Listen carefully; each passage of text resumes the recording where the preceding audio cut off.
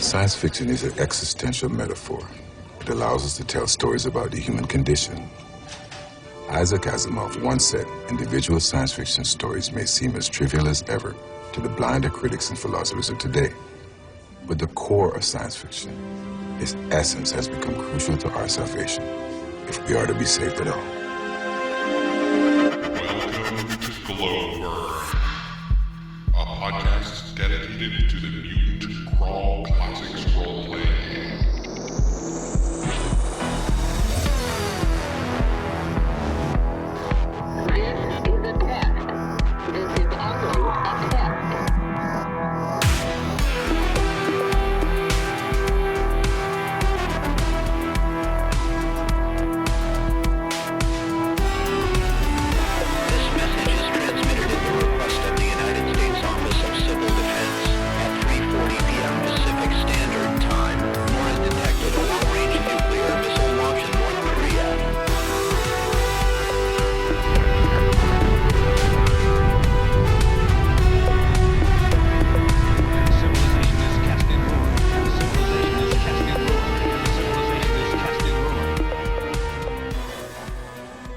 Welcome to Glowburn, a podcast about the Mutant Crawl Classics role-playing game and old-school post-apocalyptic adventuring. I'm Judge James. And I'm Judge Forrest. And joining us tonight, we've got a special guest, our Judge Mark Plord. Hello, everybody. On tonight's episode, the three of us will return to the Mutant Crawl Classics rulebook and further dredge up the secrets of pure strain humans. Tonight, we move on to the healer and shaman, and we'll also be discussing the glories of Gary Con 10. So, let's go down in the shelter. Down in the shelter. Welcome to the shelter. This is where we talk about MCC and DCC gaming, what we're doing, what's happening. But now that we're down in the shelter, Judge James and I would love to introduce our incredible Judge Mark to all of you. You may not know this, but Mark is both mine and James's MCC judge in an ongoing monthly online game. Since all three of us made it to Gary Con, we thought it'd be fun to get him behind the mic. So, Judge Mark, tell us about yourself. I like pina coladas and long walks in the never mind. You're too young to know that song. No, I am not too young for that. Thank you very much. So I started RPGs back in 91, I think, plus or minus 6 months. And probably unlike most people listening to this podcast, I actually started with a non-D&D game. I started with Riffs from Palladium books. Didn't play a lot of Riffs, but that led me to the TMNT and Other Strangeness RPG, which is probably one of the all-time greats in my opinion. That's a fun one. Oh, yeah. And then from that, the After the Bomb setting book for TMNT, which was basically like Palladium's excuse to file the serial numbers off. And it was Mad Max meets mutant animals. Yep. Literally, that's what it is. Like, you've got like the cover of like the core book had like a mutant alligator with a stop sign as a shield, with an axe, and next to him was like a badger with an assault rifle, and they were fighting some humans in power armor, and it was amazing. One of the better covers out there, honestly. Oh, absolutely. And then from there, I played some other stuff in college and whatnot, and fast forward a long time, and I find myself playing Cypher System and meeting this guy, Jim Walls, and that's kind of all downhill from there. Oh, wow. Harsh. Wow. It's good downhill. It's, it's the valley where the weather's nice, Now, I think I should note that there'll probably be a little bit of ribbing back and forth just because so Mark and I, for a while, we had a YouTube show. It was called Cypher Live. So we would josh each other on that a little bit. Yes. So expect the same banter. Absolutely. If you can't dish it out, don't take it. Or wait, the other way around. So, Mark, what was your DCC startup? Like, how did you get into DCC? Not that I don't know the answer, but I like to hear it from your dulcet tones. Well, I mean, as you know, it was your fault. My introduction into this whole community is your fault. This is true. We were playing... we had been playing either The Strange or Numenera for a while in a Tuesday night game, I think. I think it was Numenera. I'm not sure because we kind of bounced back and forth. This is true. And at some point in the background, you had picked up DCC and had started reading it and was talking about it. And we had played a little bit of Savage Worlds. And you got this idea to do a game where we would play a few sessions in one RPG, like system, and then take the characters, convert them into another RPG system, and play for another few weeks, and then take the characters and convert them into a third RPG system and play for another couple of weeks, and then do that again for a fourth one and play for a few weeks, and sort of wrap up like a mini campaign across 4 different systems. And I believe I lent you the name Quattro con Carnage. You did. That came from you. Yeah, because there's a pizza at a pizzeria back home called Quattro con Carne, which was like, you know, pepperoni, sausage, meatball, and I think chicken or something like that. And I was like, hey, I'll just change it to Carnage because I'm super clever. And that was my first experience with DCC. I think it was actually my first experience with basic fantasy as well, although that really didn't jump out at me as something that I necessarily wanted to go back to. But we played basic fantasy, and then I think we did DCC, and then Savage Worlds, and we finished up with Cypher. I think that was the order. It was the Cypher. It was pre-Cypher system rulebook because that wasn't out yet. Correct. It was really Numenera. How tedious was it to convert all that? It was very easy, actually. Really? The hardest, it wasn't bad at all. The hardest part was converting my character to Savage Worlds because it was a system I knew the least about of the 3 in terms of character creation, and the one that had the most effort involved to do the character creation. So like basic fantasy, I was like the world's worst cleric because, you know, at first level you have like 1 use of cure minor wounds or something like that. And then I went to DCC where I was the world's worst cleric because I can't roll dice, and I was like getting disapproval left, right, and center. I've seen that. Yeah, you have seen that, and that was above and beyond, man. That was above and beyond. And then from DCC to Savage Worlds, I had to like, you know, pick powers and get power points and do the whole Savage Worlds thing with my divine spells. And then from there to Cypher system was extremely easy because there's a Works Miracles focus, which basically just lets you be like the heal bot. And everything else I was able to garner by taking abilities within my type, which is a sort of 1/3 of your character that sort of fit with what I wanted to do in terms of like being able to do buffs and stuff. It was really not that much work in the grand scheme of things, and it was very interesting to see how 4 different RPG games and 4 different systems, like rule sets, would impact the feel of play, because it's not like we were using, you know, different players or different GMs or anything. Jim was the GM the whole time. So the way he ran the game was consistent except where the rules came in. And the way we ran our characters was consistent except the way the rules came in. It was really interesting. And it was a good time. Yeah. There, you know, you had mentioned at some point wanting to maybe do something like that with science fiction. And I've been thinking about it, but I don't have 4 science fiction game settings systems that I would want to use right now. I can think of like 1.5. So it's like it's never been something where I've been like, I'm going to pull the trigger on this because I can't. Gotcha. Yeah.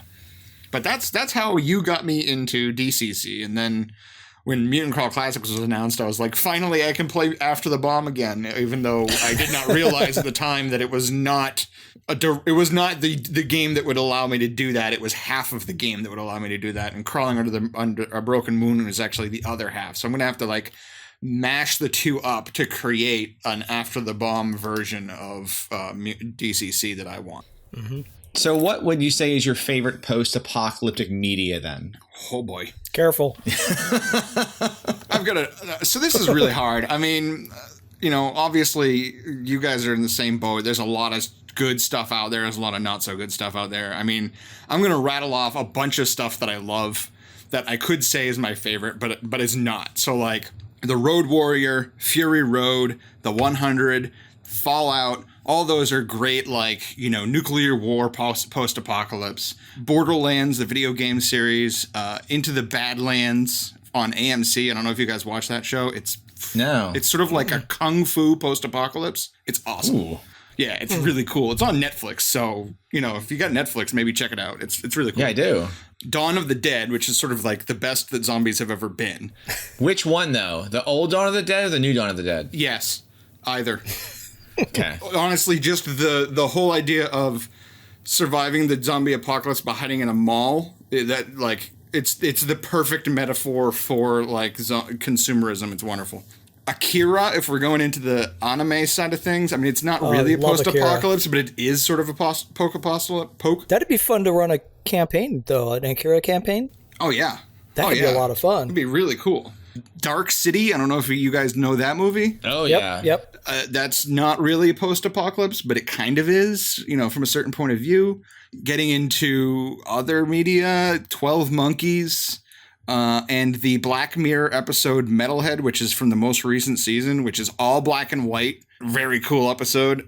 Or if you want to get into like comics and literature, like Childhood's End, Arthur C. Clarke is one of my all-time favorite books and is more of a during the apocalypse, but it counts for me because once the aliens arrive, things go weird for humanity. And Why the Last Man, which is another like weird apocalypse. You know, it's like humanity gets cut in half because all the males are gone. Like, really kind of cool. Hate it when that happens. Yeah, exactly. But none of those are what I would call my favorite. So I've got two that I'm going to pick from my favorite. One's from literature, one's from film. From literature, it's the Tripods trilogy by John Christopher. Mm-hmm. So it sounds like you know it, Forrest. Yeah, well, I remember it from the Boys Life comic. Okay. Boys Life, the Boy Scout magazine, had the serial running of that. So when I was like 8 or 9, somebody gave me the box set of the 3 novels, and I read them, and I read them, and I read them again. I think I read them like 4 times in 4 years. And it's so cool. Like, if you're not familiar with it, it's you the first couple of chapters, you're like, this is just sort of like some, you know, cheap medieval Earth kind of thing, but there's like something weird going on. And you find out very quickly that, you know, it is a post-apocalypse tale, and humanity has not only like survived, but they have forgotten. Like, they have forgotten what they once were. And there's other stuff that's going on. I don't want to like spoil it for anybody who decides to run out and read it, but it's really good. It's one of my favorite young adult series of books, and it's a great post-apocalypse tale to boot. Well, and for a young adult series too, it is very well written. Oh, absolutely. Which I can't say about most young adult post-apocalyptic dystopian series, honestly. But yeah, Tripods, that's really well written. Yeah, it's good stuff. You should pick it up, Jim, if you haven't read it. Cool. I don't know if you read. I'm just. I can't. I mean, I can read. I assumed you could read. I wasn't sure if you do. There's this read, misconception, you know? Which we'll get in the next question, that I just have like kind of low quality sci-fi only, but I do have the ability to read sometimes. Fair. So my other favorite is something that I really had to think about it. I was like, all right, what? Because I'm going to have to pick a favorite post-apocalypse from movies or TV. And I finally realized that my favorite one has never had a real movie dedicated to it, because it's the post-apocalypse robot uprising of the Terminator series. Mm-hmm. And we only ever got 2 Terminator movies. We only ever saw a little bit of the future in those 2 movies. Wait, hold on, only 2? There's more than 2 movies in the Terminator. Yeah, James Cameron only made 2 Terminator movies, and then the series like has been sitting there for like 20-something years. I mean, I heard he's making more, but they never made any more. What about all the other ones he made? I don't know what you're talking about. There was one that literally does cover the future in the post after this. No, I'm pretty sure. They had a CGI, like a full CGI Arnold Schwarzenegger and everything. That sounds stupid. Why would somebody do that? No. Terminator and Terminator 2 are this great, perfect franchise because they never made crappy sequels. It's just like Indiana Jones. You know, Steven was like, I'm going to do 3 and then I'm done. You know? But it's kind of like Mad Max just doing 2 movies and then Fury Road. Well, that feels like we're getting into the next question.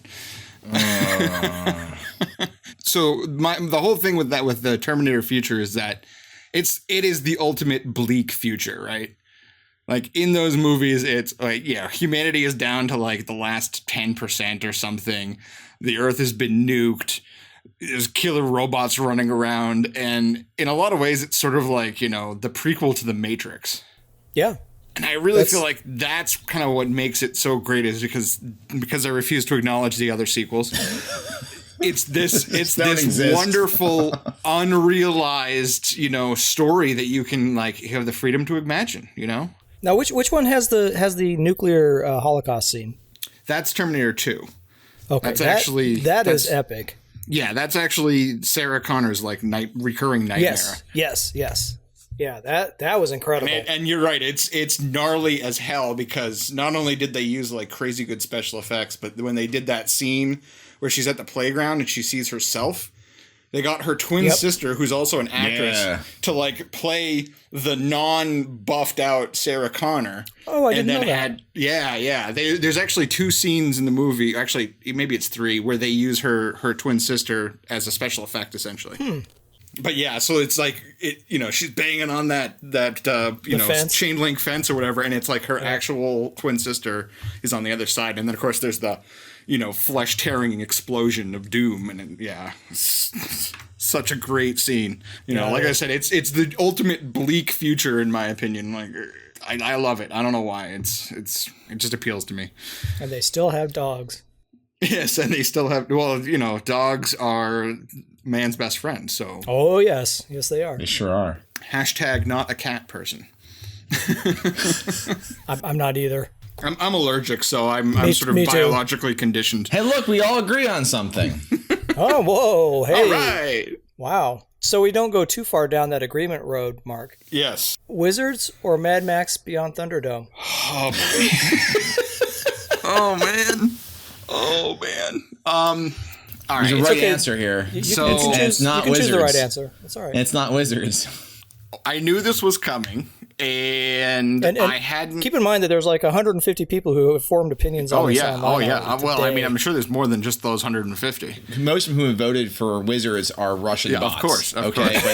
But go ahead and give us the answer. What do you think here? So I had to do research because it's been so long since I've seen either of these movies. So I watched Wizards on Monday, 2 days ago. I watched Thunderdome last night. And I don't know that I can say one is definitively better than the other. I know which one is the movie that I would be more likely to rewatch, and that is Thunderdome. And that's... Hey! Hold on. Wow. And that's, I think, because of my age and the fact that I am more familiar with the Mad Max style post-apocalypse than I am the... Wizards, Thundar, the Barbarian style of post-apocalypse.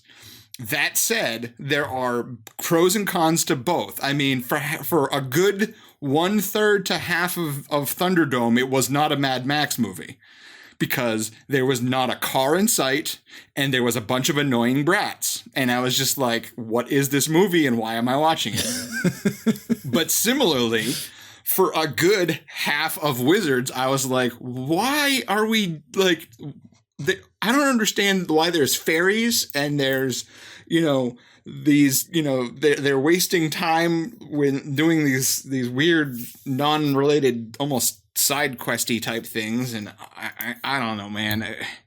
There was stuff where I was just like, this doesn't make any sense, and I'm clearly not high enough for this movie.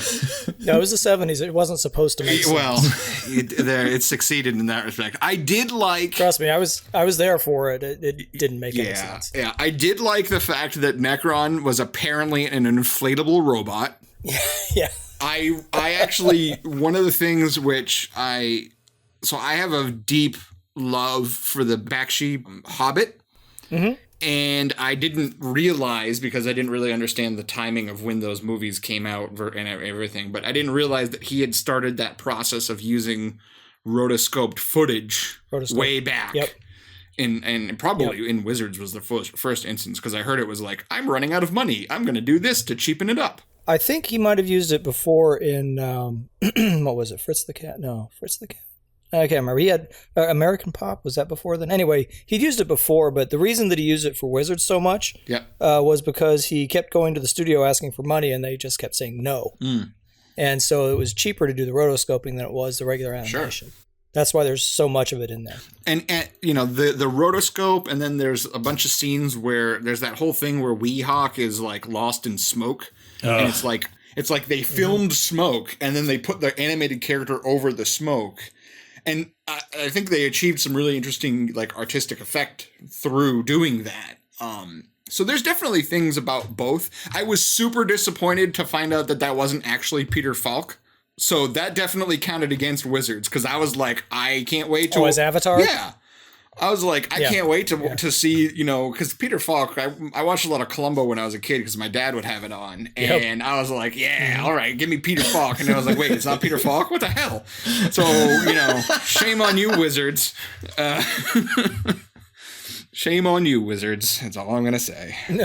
It's pretty close approximation of Peter Falk, though. Oh, my God. It was, I mean, like I said, I was really genuinely expecting that was who it was, because that's what it sounded like. But yeah, I'm going to have to fall on the side of Thunderdome by a hair. Like, just because I can see myself... Booyah! If being forced to watch one of the two again, I would choose Thunderdome over Wizards, purely because I know that at least the last 40 or so minutes is like a pretty badass car chase. That's an awesome chase scene at the end of that movie that makes up for a lot of the weirdness of that film. It is a good chase scene. I will. But I mean, up until like the beginning, like, you know, up until he gets kicked out of Bartertown, was like, it felt pretty Mad Maxy, although I was like, it feels like there should have been a car scene already, and there wasn't. And then there was all of the stuff in between, and then it was, oh, we're back in Bartertown, and then there's a car chase, and I was like, so it's a Mad Max movie with like a turd in the middle. I'm taking the victory, you know? What victory? You're losing on the votes. I'm looking at Google Plus right now. Wizards is ahead 60% to 40. How many votes though? And then on your own poll that you set up on Twitter, Wizards is beating Thunderdome 55 to 45. Listen, for the fact that Wizards... set that up. Hold on. Again, first off, Russian bots, okay? Yeah, fake news. Fake news. Second thing is that we're talking about a cult classic movie, because people say that Wizards is like a cult film, right? Cult film? Yeah. A cult film losing against probably the worst of the Mad Max series. While I enjoyed Thunderdome, I'm not going to tell you it's the best. It's absolutely the worst. I'm sorry. Wait, I'm sorry. It's not performing well enough. How about that? Okay. You think a cult movie would do better than what? Imagine if I would have put like Fury Road up against it. I mean, it would just destroy it. That's a no-brainer. I mean, seriously, that's a no-brainer. Thunderdome is very clearly the worst of the Mad Maxes, and this is coming from me, and I don't even particularly care for the original Mad Max. I mean, I like it. It's an okay movie, but it's not what I was thinking when I was going to get when I saw it the first time, because I had seen the Road Warrior first. I watched them backwards. Yeah. I saw Thunderdome, then Road Warrior, then the original. That was the order I saw them in. So you really you were like, this is pretty cool. Let me see what the previous one was. You're like, this was amazing. Let me see what the previous one was. What? I was like, oh, it wasn't bad. It was just like, okay, that was a car chase movie. It was an entirely different film. I mean, it was not a post-apocalypse. It was like in apocalypse. It was a apocalypse in progress in Mad Max. Yes. Yeah, it's sort of like watching it in that order, it's like watching a movie. It's a lot more like, tame. It's kind of like the Dirty Red Roadhouse trilogy. Like it goes like Dirty Dancing, Red Dawn, and Roadhouse as a trilogy. No one really realizes that, but that happens in order. Like Dirty Dancing happens first, and then Red Dawn, the Russians invade. And then Roadhouse is post-Russian invasion. Yeah. I've never seen Roadhouse or Dirty Dancing for that matter, so you should watch those. Those are both better. Dirty Dancing's a better post-apocalyptic movie than Wizards. Whoa. On that note, we should move on into Gary Con. Oh my god. Woo. Sore loser. Wow. Sore loser. Yeah. So let's talk about something we can agree on. So we all went to GaryCon. All three of us were at GaryCon, right? We were all there. Hector was there too. We had our missile with us.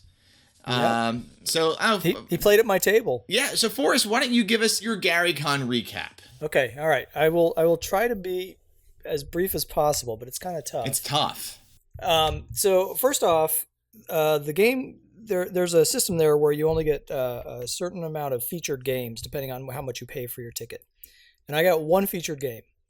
And there were a lot of featured games I would have liked to have played. But the one that rose to the top immediately when I saw it on the schedule was Jim Wampler running The Ruins of the Tomb of Horrors. So it was the Tomb of Horrors. And if you don't know what the Tomb of Horrors is, I guess go read up on it. It's basically the most deadly dungeon pretty much ever invented. Gary Gygax originally wrote it for... one of the original Gen Cons, if I remember right. 7? And it was a tournament. No, way back. Even earlier than Gen Con 7? I don't recall when it was. I want to say that number is jumping out at me, but I could be wrong. It could be. But the Tomb of Horrors it's chock full of traps. There are hardly any monsters in there, but most parties do an excellent job of killing themselves very early on. And Mark, you can correct me if I'm wrong on anything here, but by and large, we survived. We lost only one character. We lost the Pumbaa, the mutant warthog, yes, who was suffocated. Just Seifert? Yep. And but the rest of us survived. We made it to the Church of Evil, if I remember correctly. That sounds right. Made it that far. And Jim was actually very surprised that we made it that far with only 1.25 casualties, that is right? Correct, because one of the telepathic rats ended up dying. Impaled on 3 separate spikes somehow. Right, in the same pit. Yeah. It was I had a blast. I didn't know what was your experience there, Mark? I had, except for your crappy roll. I had never played Tomb of Horrors previously. I didn't know anything about it other than that it was, the world's most deadliest dungeon of doom. It was one of those things. As I didn't play D&D as a kid, I played Palladium stuff, and as I got older, I still didn't play D&D because I have fundamental issues with some of the way that D&D was set up. I don't like fancy and magic for the most part. That's a big thing. So I kind of went into it, and Jim Wampler was like, right at the beginning, he said, "You guys can meta game as much as you want," and it was that was sort of like he threw the gauntlet down at the beginning of the session, and it was like, But he said if I remember right, something like, "You may not last 20 minutes in this." Yeah, he was not going to pull any punches, and he wasn't going to he didn't have any backup characters if people were stupid. If you're dead, you're dead. It was. If you're dead, it was you're a dead. frightening first day at the con. Let me tell you. But I found out the hard way that Gary Gygax was clearly a psychopath because he had nesting traps. It was like there was a thing on the wall, and we opened it, and there was a trap. And then I looked into it, and I saw something, and I was like, "Ooh, a false bottom!" And I opened it, and guess what? It was a trap. Another trap. And that put me into a spiked pit, which I survived. And I said to the others, like, "Should I look around down here?" And they're like, "There's probably just more traps." Just like this is sadistic. The funny thing about it is we went through. We didn't even get through a quarter of that dungeon. Oh, really? Not even maybe a fifth, maybe. Oh, God. Maybe. There was a lot more to go, and it gets worse. much worse than it was where we were. Well, I mean, traps aside, it was. I mean, I was expecting there to be combat. To be, I was expecting the brutality to be sort of spread around in multiple forms, but it was really just like, oh, that's a trap. Oh, that's also a trap. Oh, also a trap. So I don't know if it's a brain bender. That whole dungeon is a brain bender. But it was fun. So I had fun too. But anyway, we can honestly say we survived, and Jim was very happy to let us stamp our characters as having survived. Yes. Of course, that was 4 hours later. If we would have gone another 4 hours, it wouldn't have gone another 4 hours. But because by that point, our characters were completely naked with no equipment. Correct. We were nudes, which is not good if you're a pure strain human. Did I mention I was playing a pure strain human? So my laser rifle, no, I had a laser pistol. That was gone. My glow cube was gone. Yeah, everything was gone. My shock baton, my laser rifle, my crazy cool helmet. Yeah, all gone. I was butt naked and swinging in the wind. Yep. Yeah, it was ugly. Yeah. So the next thing that I played in a scenario called Shroom with a View is run by a guy by the name of Brad, if I remember right. I'd never met him, hadn't heard of him. It was fun. It was good. It was kind of an outdoor point crawly type thing. He just goes by Brad. Yeah, I can't remember. It's just Brad. But anyway, he was good. It was fun. It was more crawling under a broken moon than MCC, although we were using just the MCC rules. So anyway, that was fun. Lots of people getting kind of backstabbed by guys that we were trying to save. That happened a fair amount. But it was good stuff. Of course, I ran Killer of Giants. Had a fantastic time with that. And I'll let Mark talk about that a little bit later. He's got some, I think, interesting insight there. So I also ran Delta Green off the books, which I was not planning on doing. Jeff Goad and Jen Brinkman and Jeff Seifert and Mark. Yeah, you were there too. Gosh, we were around with each other a lot. We were hemming and hawing, and I asked Jeff Goad, I was like, what do you have to play? You're a Spellburn guy. Why don't you run some DCC for us? And he was like, well, no. And so I was like, okay, fine. I got on my phone, and I was like, hey, I've got this little one-page Delta Green adventure that we went ahead and ran, and I had fun. Did you have fun, Mark? Yeah, I mean, I can talk about it now, or I can talk about it when I talk about my games. Your choice. We'll get it later. I got a whole laundry list here. So do I. So it was a lot of fun. It had to be a quick game too, because Jen had somewhere to be. So we had only 2 hours to cram this thing in, and it turned out pretty well. I played Swords and Wizardry with the guy who wrote it, Matt Finch. I wasn't expecting that. I had actually signed up for a Call of Cthulhu thing, and I got there late. And I was like, I'm not going to, it was like a 6-hour Call of Cthulhu session. I'm like, I'm not going to barge into this, late. And so I was sitting there in the hallway, kind of looking at the schedule, thinking maybe I'll drop in on another game. And Joe Bittman was walking down the hall. He's like, hey, you want to come to a game? I was like, yeah, sure. Why not? So I went in there, and Job's wife was still sleeping or something, because it was like Saturday morning. And so I went into the game with him, not realizing that it was Matt Finch that actually had written the game. And I was like, this guy's a pretty good DM. I kind of like him. And then I went online. They had the PDF of the quick start rules. And I looked up and I was like, oh, written by Matt Finch. Oh, that's why he's good. So anyway, that was good. Kind of a standard dungeon crawl, but a lot of fun. He's like I said, he's a really good DM. I played Stars Without Number for the first time ever with Larry Hamilton as the GM. And Mark, you were saying earlier that you were looking for sci-fi games that might bleed into each other. Swords and Wizardry is kind of like, or not Swords and Wizardry, sorry, Stars Without Number is kind of like a cross between Traveler and D&D. It's the only way I can characterize it. So if you did Traveler and then did Stars Without Number, that would be an easy transition, fairly easy transition, I think, to make. Interesting. It was a lot of fun. We basically infiltrated a ship and rigged it to explode. And it was the funny thing is, as a table, there were 8 of us at the table, and we could not fail a roll. I swear. It has a success rating based on 2d6, and we were hitting like extreme successes almost every single time. And the DM, Larry Hamilton, he could not roll anything. It was pretty funny. So he's pretty much, by the end, he's just like, yeah, you guys just do whatever you want, whatever. So we would, instead of saying, I'd like to try this, we'd say, well, I'm going to go do this. And he'd roll, yep, sure enough. Got 11 out of 12. We're going to do that. So anyway, yeah, it was still a lot of fun. Nice to play a new system. I always try to play a new system at each con that I go to, just to kind of get some variety in my life. So that was my new system.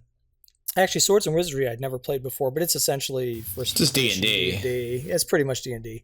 Played Dark Trails, and oh man, that was really a blast. Dave Beatty, of course, is running it, and it was like a who's who of awesome judges. I was sitting there playing this game, and I'm looking around at the table, and I'm just kind of walking around the table with my eyes, and I'm like, my gosh, all these people here I know are great judges. The ones that I had gamed, there are some that I had gamed with before, some I'd played with. Brett from Gaming and BS was in there. Bruce Cunnington was right next to me. Jeff Seifert next to him. Anyway, it was a blast. It was really like kind of the epitome of what can happen when you get a lot of people who have a lot of experience as game masters being players and not being jerks about it. So it was fantastic. It was a lot of fun. And I really, really dig the system. I played a Mystic Monk, which is like your Chinese immigrant monk in the Wild West. And I actually got to punch the great old one, Shub Nagurath, right in the face. Punched her right in the eyeball with these burning fists. That was pretty cool. She's like this giant slug-like thing. And I was like, I was able to use this kind of feat or power or whatever to climb up her torso and punch her right in the eye. That's pretty nice. Punch her in the face. It was fun. Because what else is a Mystic Monk going to do, right? Well, obviously, Duh. I had a lot of fun with all of that stuff, and great time talking with people. Of course, even the interview, which we'll probably talk about a little bit later. Do you want to spoil it? I don't know if you want to spoil that. No, I don't want to spoil it yet. But the highlight for me, and I hate to say this because here we are on a post-apocalyptic podcast, but I'm going to have to say that my highlight was playing in a session of Call of Cthulhu. That was 6 hours long, and it was run by Corey Welch. Now, I don't want to take too long because it could take forever explaining this thing. But essentially, you had 4 tables, 24 players, 7 DMs, or 7 keepers as they call them. And imagine combining The Great Gatsby and Groundhog Day with a set of 6 characters in 4 different realities. And those characters can body switch. You can have seances and call people from another table. These 4 tables were spread far. You couldn't see the other tables. And so we had like a little seance at our table, and we were supposed to call a spirit. Well, the keeper would text the other keepers and say, hey, what's happening at your table? They were having a seance, and so there was kind of this tug of war on who was going to pull who. But I got pulled twice to another seance, and they put these dark glasses on me so I can't see anything. I put my hand on the shoulder of one of the keepers who walks me through the convention center, like through all the tables and everything. And then people just start asking me questions. This whole time I can't see anything. And these people are asking me questions about what's happening in my reality. And then after a while, I get whisked back, and then eventually we were able to pull somebody else. It was really complex. I mean, it was James. You do logistics for real life, right? I mean, like I do, and it was. It sounds like DougCon though, because that's a bunch of tables interacting with each other. Yeah, but this one was. I don't have time to do all the details, but it was incredibly complex and designed that way. Wow, that's cool. It was really cool. And in fact, I came out of there and I was like, am I ever going to have a game that cool again? I don't know. It was so well run, and the body swapping thing was cool because you're at a table with 6 people, but you're not going to be with the same 6 people by the end of this. People are going to swap out. It's same character, but different player from a different reality with different connections to the other players. So it got really complex and very interesting. And the whole Groundhog Day thing was done brilliantly. I'll just share this briefly. So our keeper, his name is Keith. He started reading this thing about you're at Gatsby's house. We're a bunch of rich people, right? So we're at Gatsby's house, and he says, Abbott the butler brings out a champagne, and it's blah, blah, blah vintage. Starts pouring the champagne into glasses, each individually. And then we kind of play this for a little while, for about 15 minutes. And then my character had gone off. She'd gone off to explore a library, and somebody else had gone off to explore something else. And then all of a sudden, Keith, the keeper, again, he starts saying the same thing again. Abbott the butler brings out this champagne, such and such vintage, and pours it in these glasses, blah, blah, blah, blah. And we're all looking at each other like, wait, he just said that like 10, 15 minutes ago. What is up with that?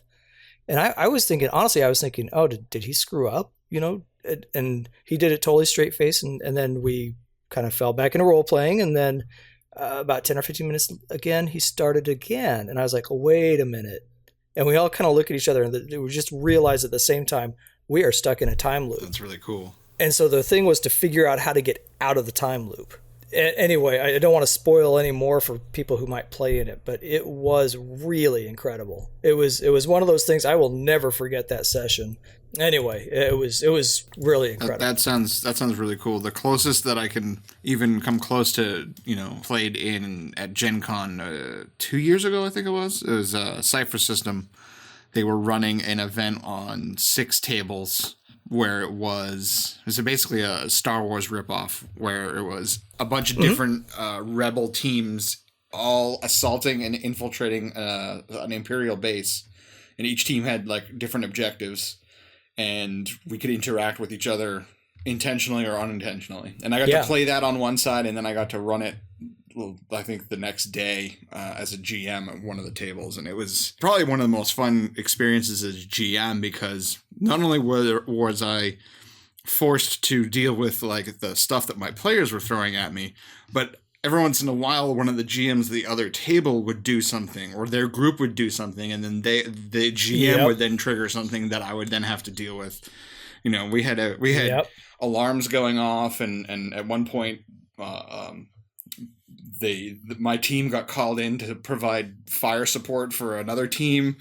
It was like, why do more companies not do these multi-table interrelated games? And of course, the answer to that is logistics, right? I mean, you've got to play test the adventure like to the squared, essentially. Like normally you would play test an adventure like a couple of times yourself, then you'd hand it off to a couple of GMs who would run it blind, essentially.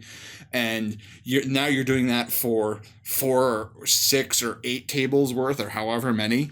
And obviously it's a way more difficult to plan out, but my experience. Not to go in this rabbit hole, but I mean, like, that's, again, you can do it at DougCon. that's what Inferno Road was. But Inferno Road was utter chaos when I played it. Yes. Whereas this was designed to actually facilitate a real story, as opposed to a sort of a chaotic, nightmare-fueled hellscape. Probably closer to what, and we can go down this all day long. I think the year before was Punjar 50K was the after hours for the Goodman games, which was like you could call up other tables via like TVs, these like TV systems. You need to wear a TV around your head. To broadcast. Well, and I remember when we played Punjar at Gamehole Con, we ended up calling, like literally picking up the phone and calling Jarrett Crater for what was going to happen to a certain character. I can't remember exactly what led to the circumstance, but he's like, they pee themselves with acid and their body dissolves.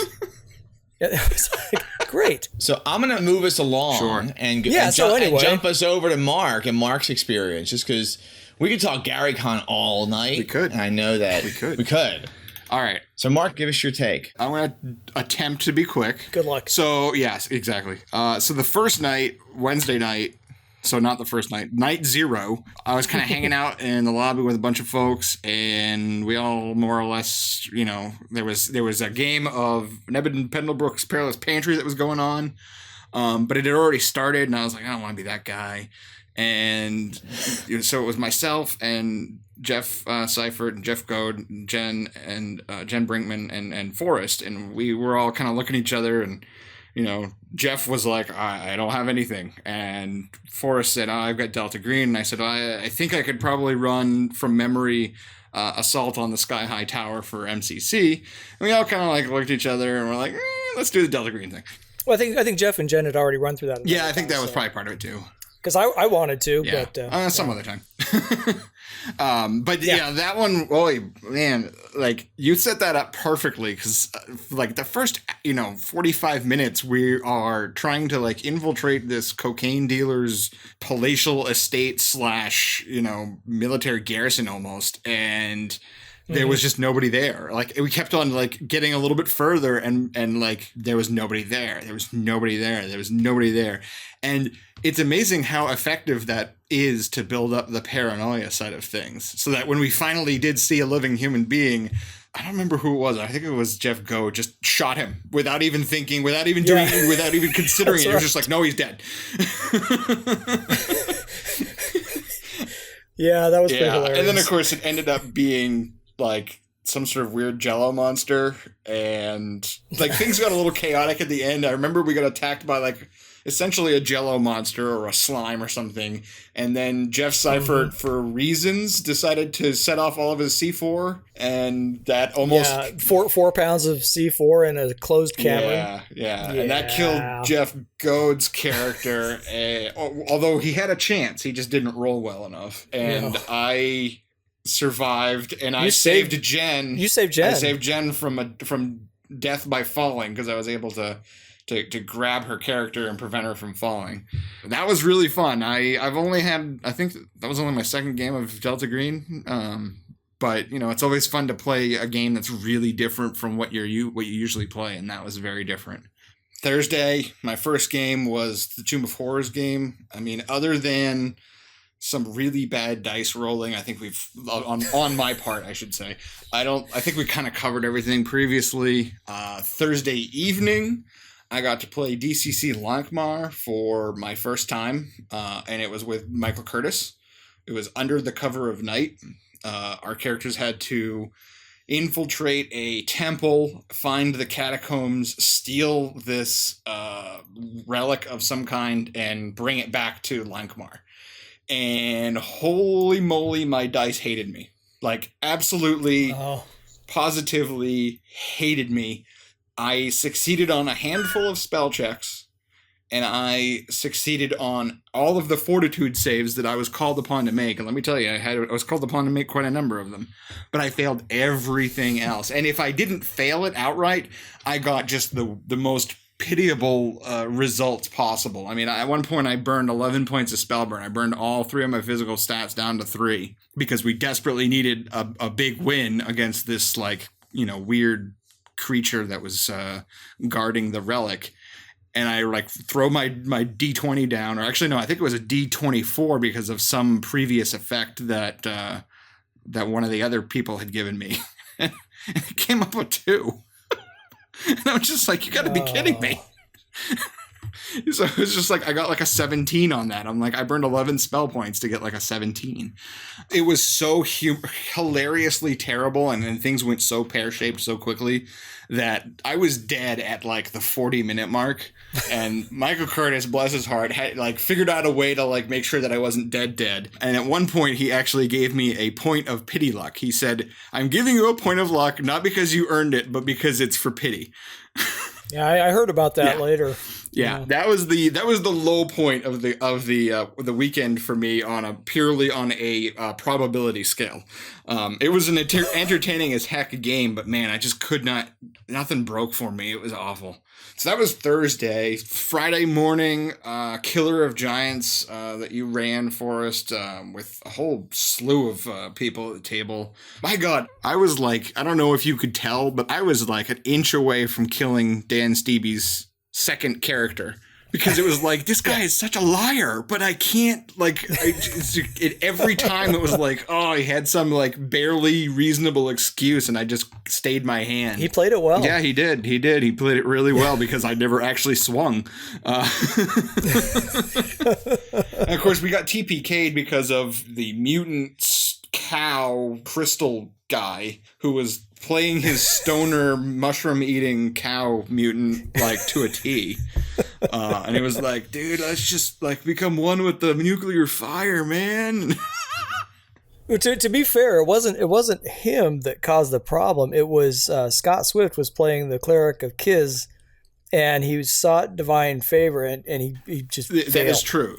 He utterly failed, and so Kiz is all about things being awesome. And I recall, if I recall right, Scott said something like he offered up this prayer. It was let this bomb fall in the most awesome way possible. And then he just failed it. And I was like, okay, I'll give you awesome. Yeah. And then.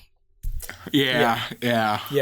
So that was actually my very first game of Crawling Under a Broken Moon. Really? That was. Oh, and I don't know if the Wasteland Warrior that I was playing was a standard build or not. I'm guessing not, because I don't recall Wasteland Warriors having access to spells. But my off-worlder wasteland warrior had a handful of spells, and it was, even though none of his spells actually worked. Every time I tried one, it failed. But I had fun basically playing like a Flash Gordon type with a sword in one hand and a blaster in the other. It was pretty awesome. And then the evening and afternoon of Friday was, I call it an afternoon with Daniel J. Bishop, because I played 2 games with him back to back. I played Silent Nightfall first and 13 Brides of Blood second. Now, Silent Nightfall is a second level game, and it's a dungeon crawl into this like ruin, and there's these weird like psionic owl men who like don't say anything, and they just use telekinesis, and they float above the ground, and it was very like the way that he ran that game was very atmospheric. But he's really good at that. Yeah, it was a really fun game, and as every level that we went deeper, he was like, "Who's playing the dwarf?" And I was like, "I'm playing the dwarf." He's like, now that you're a level down, you're feeling pretty good. And I'm like, what do you mean? He's like, well, you're +1 on attack and +1 on all saving throws. I'm like, what? And we would go down to the next level, and he's like, yeah, that's gone up to a +2 now. You're really enjoying this. And I'm like, this is awesome. And we were joking because there's this central shaft that led deep into the ground, and we were joking that like I should just take a header off of it and see if I became God before I hit the bottom. Because every like 10 or so feet of depth that we went down, I was getting another +1. So by the end of the adventure, I think we were on the 4th level. I was at +4 to all attack rolls, +4 to all saving throws. And I asked him afterwards, I said, would that have continued? He said, oh yeah, that would have continued all the way down. I mean, eventually you would have started taking radiation damage. I'm like, oh. And that one was my second TPK of the day, and my second TPK involving a nuclear explosion. So, that happened. That does not happen that often. It was the first time that he had ever had that happen in a game that he had run of that particular adventure too. So he was very excited because he was like, wow, somebody actually did it. So we had a chain reaction going there. Yeah. And then 13 Brides of Blood is a 0-level funnel where you play a bunch of, nobodies who decided that they're sick and tired of this vampire whose last name is Blood, who had been terrorizing the countryside. And you're going to get your torches and pitchforks together and take care of things. And then... And apparently a night of drinking ensues, and you wake up with a hangover in a dark cave with none of your stuff. He let every person roll a luck check for each of their zeros, and if they succeeded, they could keep one and only one item that they had on their sheet. I got really lucky, and I was able to keep a longsword. And one of the other guys at the table got really lucky and kept a holy symbol, which worked out really well when he leveled that character in the middle of the game. Because he became a cleric and suddenly gained turn undead.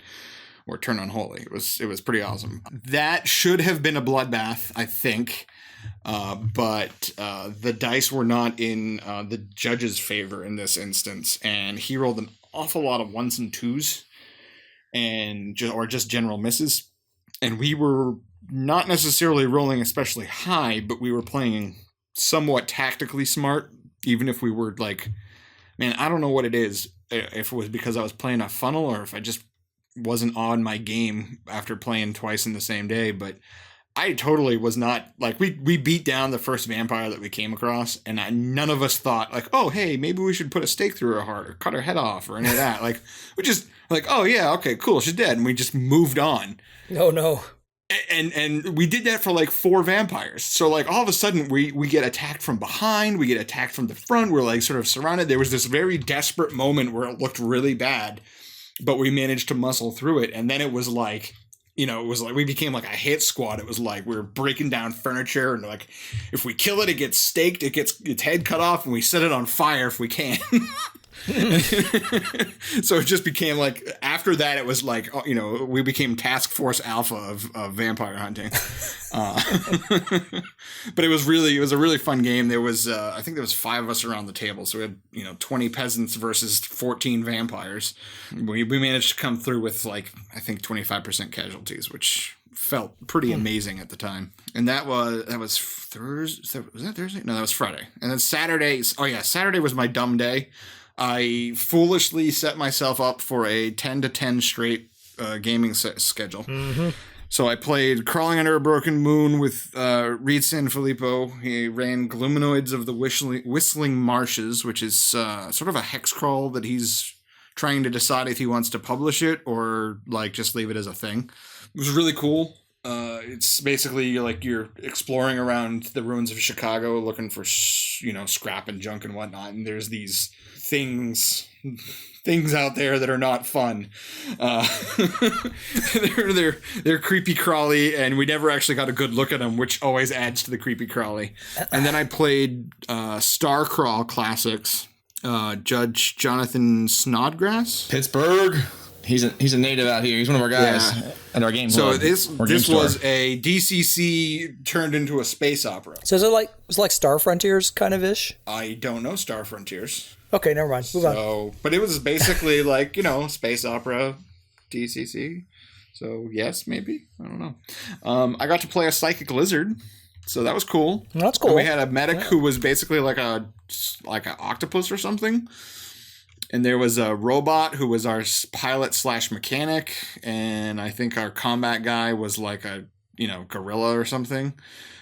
But these were aliens. So they were, he was like a gorilla-oid or something like that. And we got to do a little bit of ship-to-ship combat. And I took on perhaps the strangest role I ever would have expected in a ship-to-ship combat in an RPG. I was the fuel rod. So the starfighter that we managed to get working required a living being to act as the fuel rod. And I was the only character who was crappy at both shooting and piloting, so I got sort of delegated. And how? Yeah, but it was really cool. It was interesting. He had a bunch of Lego miniatures that he was using for the ships, and it was sort of like a semi fleshed out vehicular combat rules. So there was a lot of positioning and trying to get shots off and whatnot. And then that ended a little bit early because there was 2 no-shows to the table. So I was able to track down Jim and watch as he ran. What the hell's the name of that adventure, Jim? Nothing's Free in Ocean World. Nothing's Free in Ocean World, which is like Waterworld meets Disney meets Mutant Crawl Classics. And I walked into him describing a giant mecha Ariel, the Little Mermaid Ariel, like a 40-foot tall Little Mermaid being unchoked by somebody. It was a little wonky. It's not terrifying at all. Yeah, I didn't really understand what was going on, even though you had to be there. I've played that adventure with you, and I still was like, I don't know what's going on. It changes every time because nothing's free in Ocean World. Yeah, exactly. And then I had just enough time to basically stop in and say hi before running up to a playtest of the Dying Earth DCC RPG. Run by Bob Brinkman, and that was really fun. So that was my first game with Bob Brinkman as a GM, so he was amazing. Really kind of brought a whole extra level of sort of theatricality to the judges' side of things. He's really, really good at that. Yeah, it was awesome. And the playtest was really interesting. So like I've started reading. I set myself a task before GaryCon to like. I must read some Lankmar and I must read some Vance, like even if it was only like one story, right? And so I had read about half of Mazirian the Magician, and that book, I should say, not that particular like sub chapter or whatever it is. And I was playing I think it was called the Wayfinder. It was the class, and it was sort of like a rogue, but with a little bit of magic. It's a little bit different from the way the thieves' magic, that random die that they get works. And there was some interesting rules with luck that I didn't get a chance to play with because they were very, very sort of punishing, but they were also very rewarding. There was a high risk reward quotient, but I didn't get a chance to play with them because it was like, I'm afraid that if I do this to do something cool, then the rest of the game I'm going to suffer really badly for it. So I didn't get a chance to touch it too much. And they have this class has essentially it's a deed die for social situations. where basically like anytime you're trying to like do something in social, you can kind of be like, I'm going to use this and like it's my BS die. And if it succeeds, then you get to like, you know, get a little bit extra something because you made up some BS that goes with whatever you're saying. But if you roll a 1 on that die, then you automatically fail regardless of whether your roll would have otherwise succeeded. That totally makes sense given Vance's writing. Yeah. I mean, that's like Cudgel, Clever, Kugel, whatever. That's what people were saying. I'm like, well, I haven't gotten that one yet. But it was a really interesting class, and of course, seeing the other. So there was 2 Vancian mages at the table. There was a witch, and there were 2. I don't remember what they're called. They were like the vat creatures, the artificial people. And so we got a bunch of different sort of, you know, interactions in terms of like the style of play. It was really kind of interesting to see everything kind of how it put together. And obviously this is pretty early on. They haven't even announced it, let alone have the kit starter or anything. But, you know, if it continues to develop the way that it has up to now anyway, it looks really cool. You know, I'll definitely be up to see that stuff, because even if I don't necessarily want to run Dying Earth as is, being able to have some new classes that'll fit, you know, well into the other DCC family of games, just really cool. And that was basically that. At that point, I went over to the social, the drinking and social times, where other things happened. Because what happens at GaryCon stays at GaryCon. Is that the rule? Until we talk about it on the podcast. Okay. What about yourself, Jim? I know you ran Nothing's Free in Ocean World. Did you get a chance to play anything? Yeah, so this is kind of the whirlwind trip, because like for those who don't know, we originally booked GaryCon in the fall and then canceled it when I found out I was getting a promotion at work. Then I said, screw it, and we rebooked the trip. And then a few weeks ago, I was told I was going to have to go to Philadelphia, so we had to cancel again.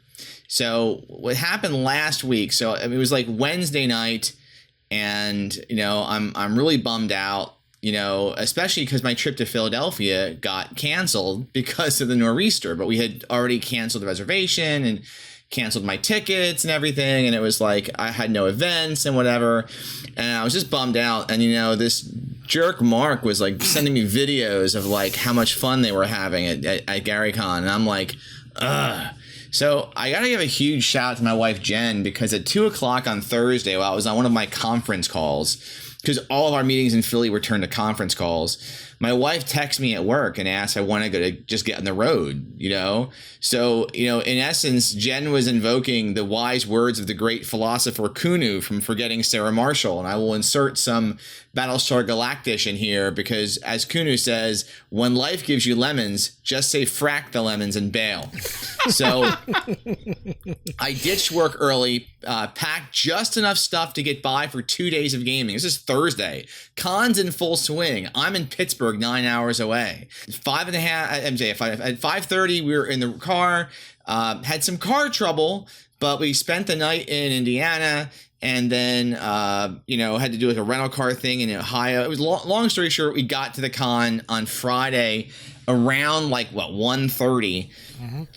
So talk to people, spent all of Friday talking with people and just chatting, having a good time, you know, drinking. Had a very lovely vegetarian dinner with Jeff Seifert. You know, Jeff was like, we were talking with him and we were all hungry. I'm like, would you like to accompany me and Jen back to our hotel room for dinner? You know, we included the for dinner part, of course. He was very impressed by that, by the way. He was impressed by dinner? Yeah, because I was in the same B&B. We stayed in the same B&B, Jeff and I did. And he was lauding your vegetarian food. Well, I'm glad it wasn't really that impressive. It was just like canned grape leaves and hummus and like Wisconsin cheese, you know? So what's not impressive about Wisconsin cheese? This is true. You know what? You're right. Wisconsin cheese is pretty awesome. So our gaming kicked off though on Saturday, and it was an awesome day. So Jen and I were both in Judge Jeff Goad's session of John Hook's Shadow under Devil's Reef. We both played clerics, which was kind of a little bit of a smack to Judge Jeff a little bit, just because I didn't think he was going to have them, because on Spellburn, And Spellburn, he always talks about not like how clerics or wizards just cast the spells. I'm thinking, well, he's not having any cleric pre-gens. He did. Now my cleric had a 5 agility and a 5 intelligence, so I played her as a burned out stoner. And that was cool. We had dinner with Hector, the missile cruise, and his amazing wife, Tiffany. We actually went off-site this place called Oakfire, which is like in downtown Lake Geneva, like a brick oven pizza place. Really good. Best overall experience, though, was probably my pickup game of, as I said, Nothing's Free in Ocean World. I got to play with Todd McGowan in person. He's been in my online game a couple times. His wife, Cheryl. Katie... I'm just crappy at pronouncing last names. Logrist? Yeah, I mangled that.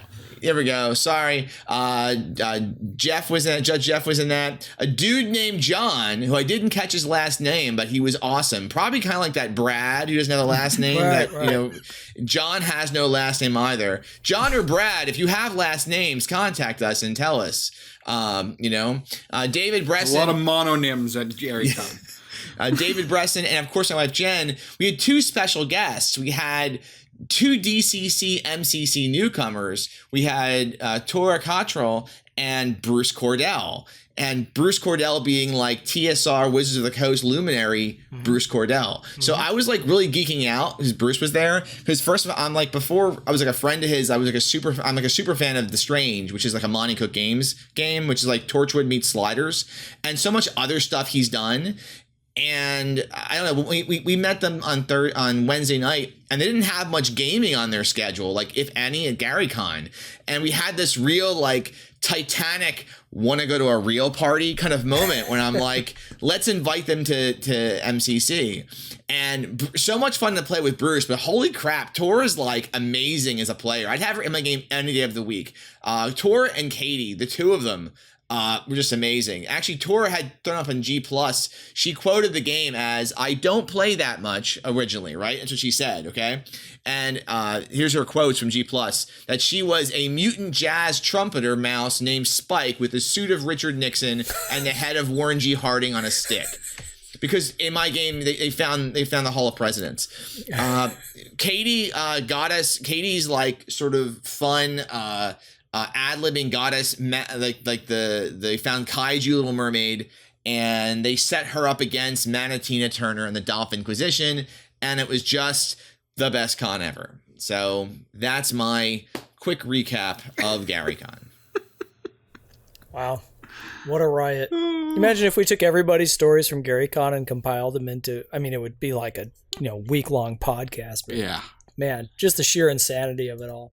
Oh, yeah. Let's chat with some of those other folks that may or may not have been at GaryCon, and let's go over to see if there's any voices of the ancient ones. I'm sure there's a few out there somewhere. There are.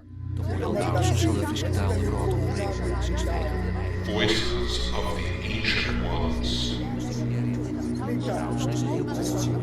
All right, so Voices of the Ancient Ones. So this is the section where we hear from you, those in the triple X strong Glowburn community. And we're going to start with an email here, and this is from Mark Cole. So Mark says, Hi, Forrest and James. I'm a loyal follower of Glowburn since episode 1 and listened to all of them repeatedly. Thank you for reading my email back in episode 5, Robots. I have a question about Pure Strain Human classes in MCC. Can a player multi-class the Pure Strain Human as in D&D? Or does one just pick a class, and if an action is needed outside of the character's specialty, then one can just try anyway and see how the die rolls?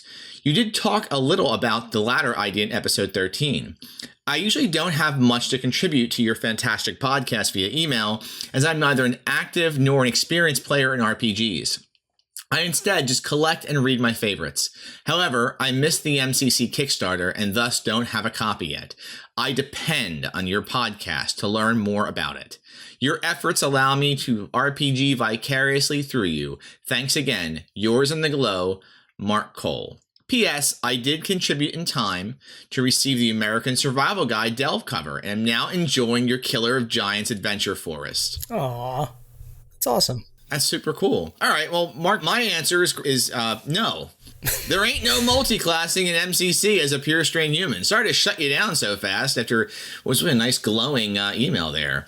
Anyway, that said, with the right artifacts and ability scores, I mean, you can pretty much play any way you want, right? Like my Shaman Cypher in Mark's game, he's a ton of hit points. I rolled max hit points, okay? And only a strength of 10, but max hit points. So I played him as a frontline fighter sometimes, just right up there.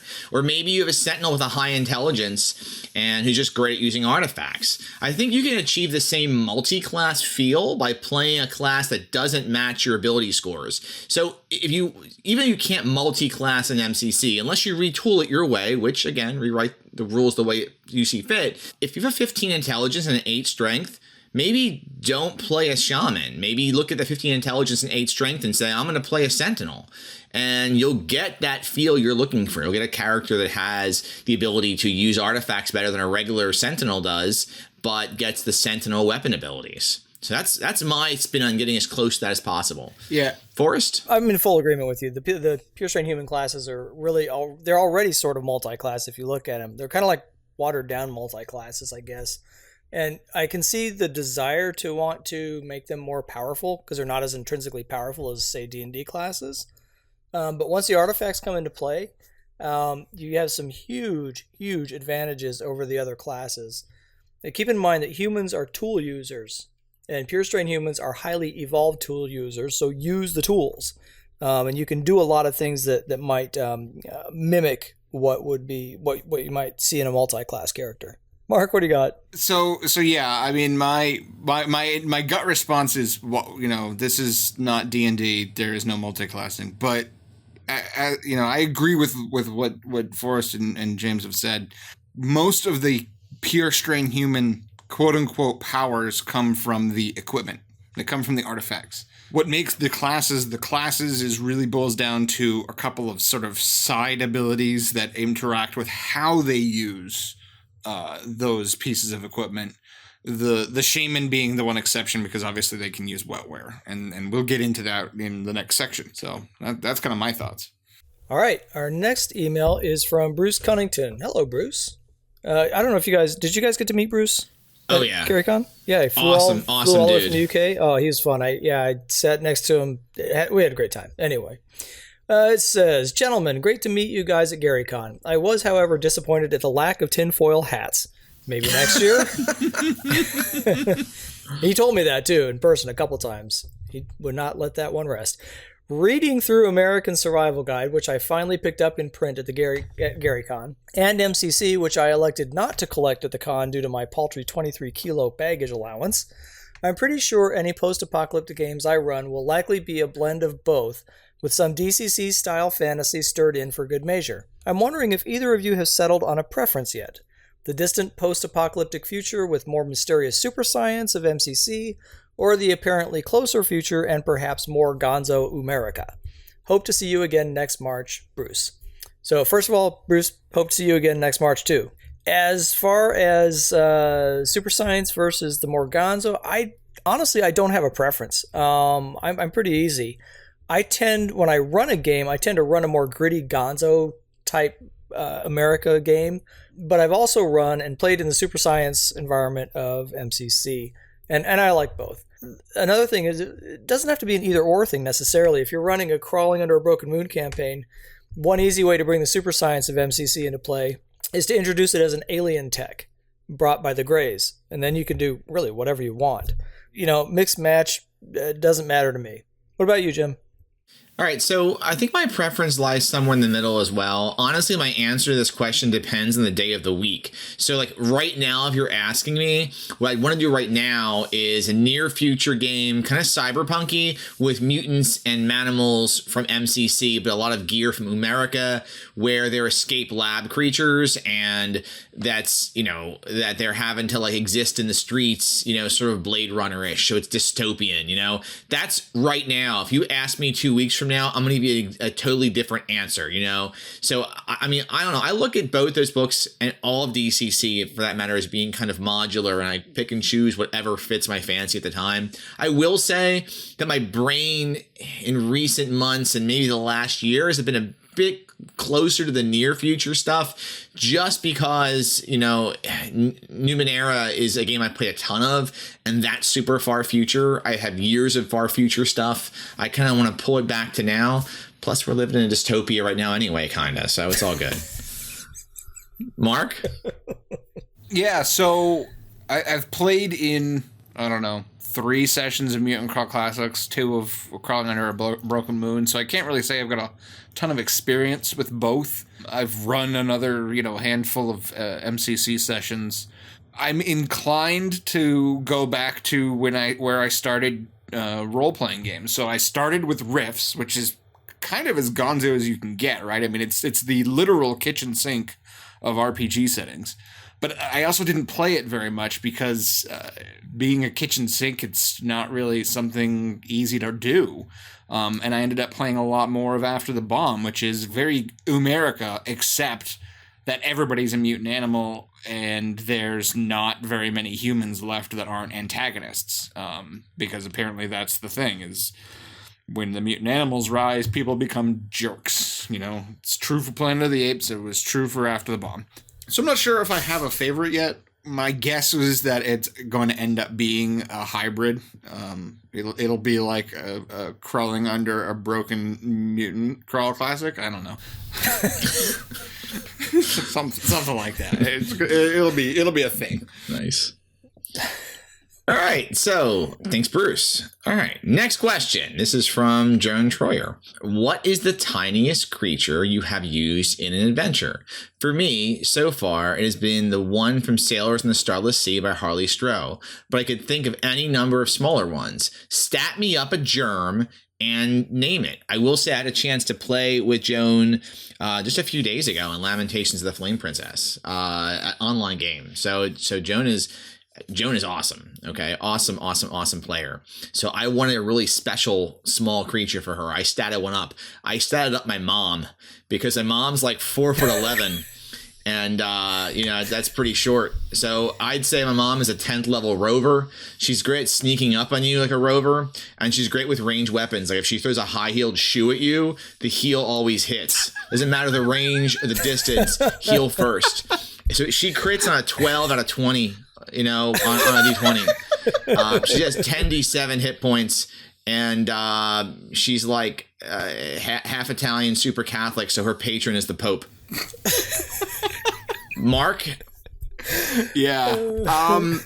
So I can't come up with a specific creature, but because I played a lot with TMNT, Teenage Mutant Ninja Turtles and Other Strange Lists, and After the Bomb, those games had a whole system on how you mutated your animal. Like you start with your baseline animal, and then you had biological energy points that you could spend. And if you were a big animal, like an elephant, you started with 0 points, and the only way you could get points was by trading in size. So like, the big creatures tended to either stay very animal-like or they tended to shrink somewhat.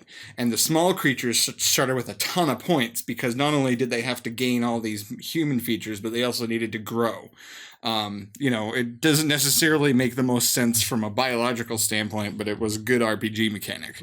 And when you have access to like crazy, animal powers and you still want to be able to like use things with opposable thumbs, those points spend very quickly. And so I definitely played like a 2-foot-tall mouse at least once. I think I may have played a rather small hummingbird at one point. And as far as NPCs goes, I'm sure that I've run with, possibly even mouse-sized mice who were like mechanics. Because, think about how awesome it would be to be able to like climb inside the cylinder of an engine and go, oh, that's what's wrong. Your spark plug is, yada, yada, blah, blah, blah. And be able to diagnose from the inside of an engine, Nice. Forrest? Well, Joan, I have to apologize. I didn't get a chance to stat anything up. Maybe next episode, just, life. And the funny thing about that is, though, that I personally love microbial bad guys. Really, honestly, I think the next real life apocalypse is probably going to be a disease. And I am kind of amazed at how little emphasis is placed on germs, viruses, amoebas, microscopic worms, etc. in gaming, where you have people crawling around dungeons all the time. Why does nobody ever get sick? And why not? But anyway, Immune system. Good maid service.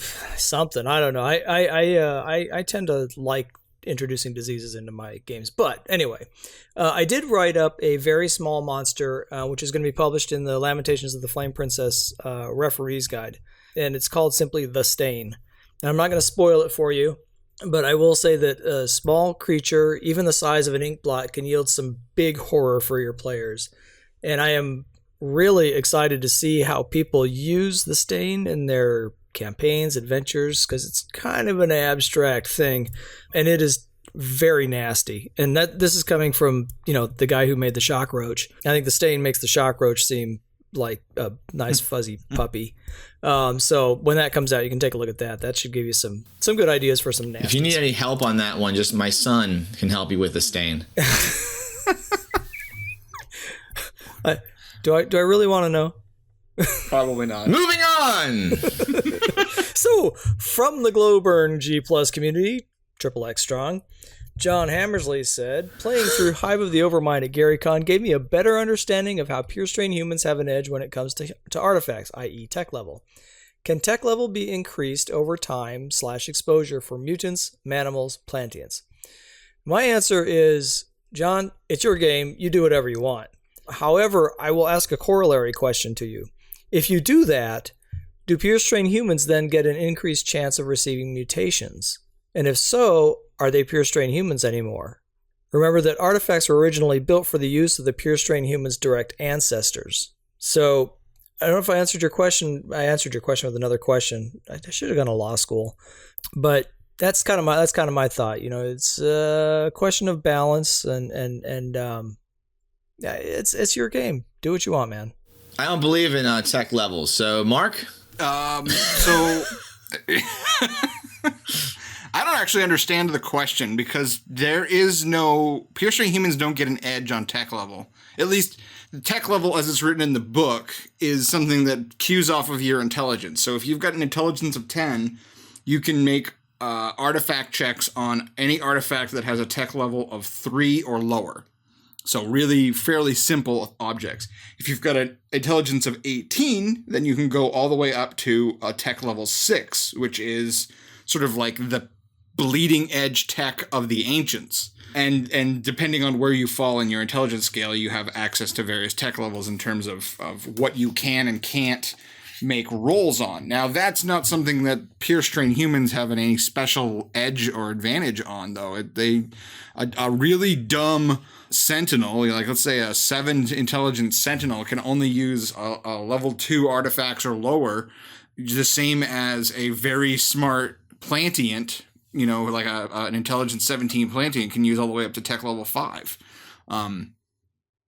The only time I ignore tech level is in the early published adventures. I've noticed that the tech levels seem like they maybe were based on an earlier version of the rules, because they're higher than would normally allow a group of players to even be able to progress in the adventure. And in some cases, I've seen numbers that were higher than the numbers that are the highest in the book. So the book goes up to 7 at a 24 intelligence and says that that's alien tech. And I think I've seen an 8. So I don't know if tech level got changed somewhere along the lines and they missed a couple of updates. There is an 8 in one of the modules. Okay. I think to go back to John's question, is he asked, how they have an edge when it comes to artifacts, i.e. tech level. But I think the only edge I'd say for artifacts is that, in general, the pure strain human artifact checks begin at a higher starting point and they have a higher end point. So if you're a plantient, you start at 0, you end at +7, while if you're a rover, you start at +2 and you end at +10. The mutants, the one, of the 3 mutant classes that tops out at +9, starts at a +0. So I think that's where their edge is just the artifact check. Yeah. Yeah, and that might be what he meant. I can only look at what was written. And to sort of echo Forrest's, posited counter question, it's already built in as balance. if you're a mutant, then you can, you have mutant powers. You might be able to shoot laser beams out of your fingertips or grow to a crazy big size or transform or any number of weird things. And Manimals have all kinds of cool stuff, including mutant powers. Plantians have their pheromone luck and all kinds of stuff. And those abilities are balanced for the naked pink apes that are pure strain humans, because pure strain humans are better at using artifacts and less likely to, have one explode in their face. Yeah, again, we're tool users. Yep, exactly. We use tools. Yep. Yeah. So, I don't know that there's anything that needs to be fixed there, but I'm not sure if I'm understanding what the question is. I think we covered it, so... All right, well, thanks, John, for sending that question, and thanks, everyone, for sending in all your questions. We'll get to it at the end, but just a note, if you have other questions, you can always email them to us at glowburnpodcast@gmail.com. So let's move on to the meat and potatoes now of this podcast. Meat and potatoes. The Great Disaster. Go, go, go, go, go, go, go! Welcome to the Great Disaster. During our last episode, we covered the basic benefits of being a pure strain human. Better artifact checks, better AI recognition, more stable character build, and regenerating luck. We talked about a couple of the classes, and now we're going to talk about the healer and the shaman. So let's start off with the healer. What is the healer? Here's the quote from the MCC Core Rulebook. You are a tribal healer, an expert in the medicinal value of Terra Ad's manifold mutated plants, and in the self-healing powers of the sentient mind. As one knowledgeable in the ways of healing, your abilities with the medical devices of the ancient ones is greater than any, always yielding superior results, unless you're Mark and you roll terribly. Shush. You are a vital part of every seeker team that ventures out into the Forbidden Lands, as your presence helps assure a safe return.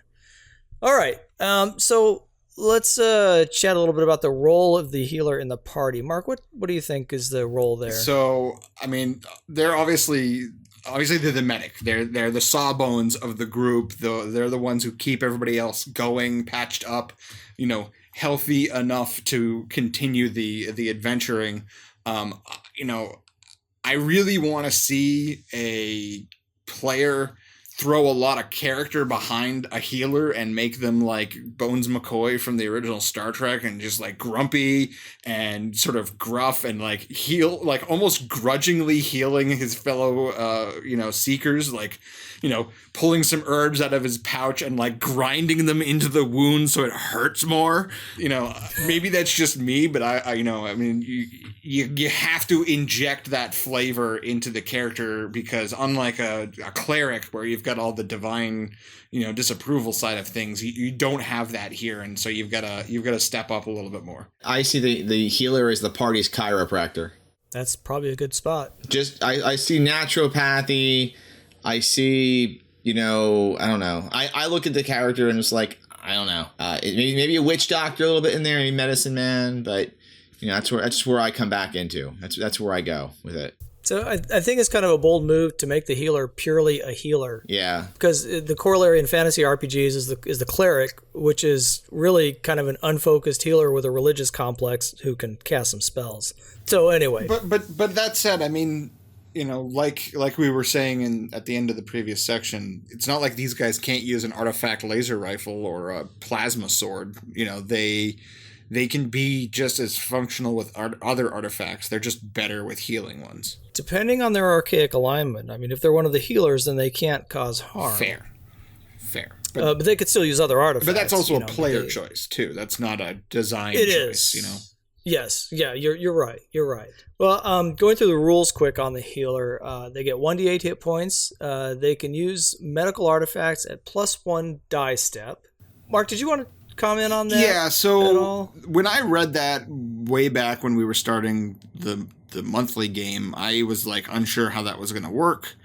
I ruled at the time that it meant that if they were rolling to understand a medical artifact, they would roll a d24. because that felt right. They're better at understanding this stuff. When we were playing the relic, the Ruins of the Tomb of Horrors game at GaryCon, though, I took a peek at the healer's character sheet, and it turns out that I had it wrong.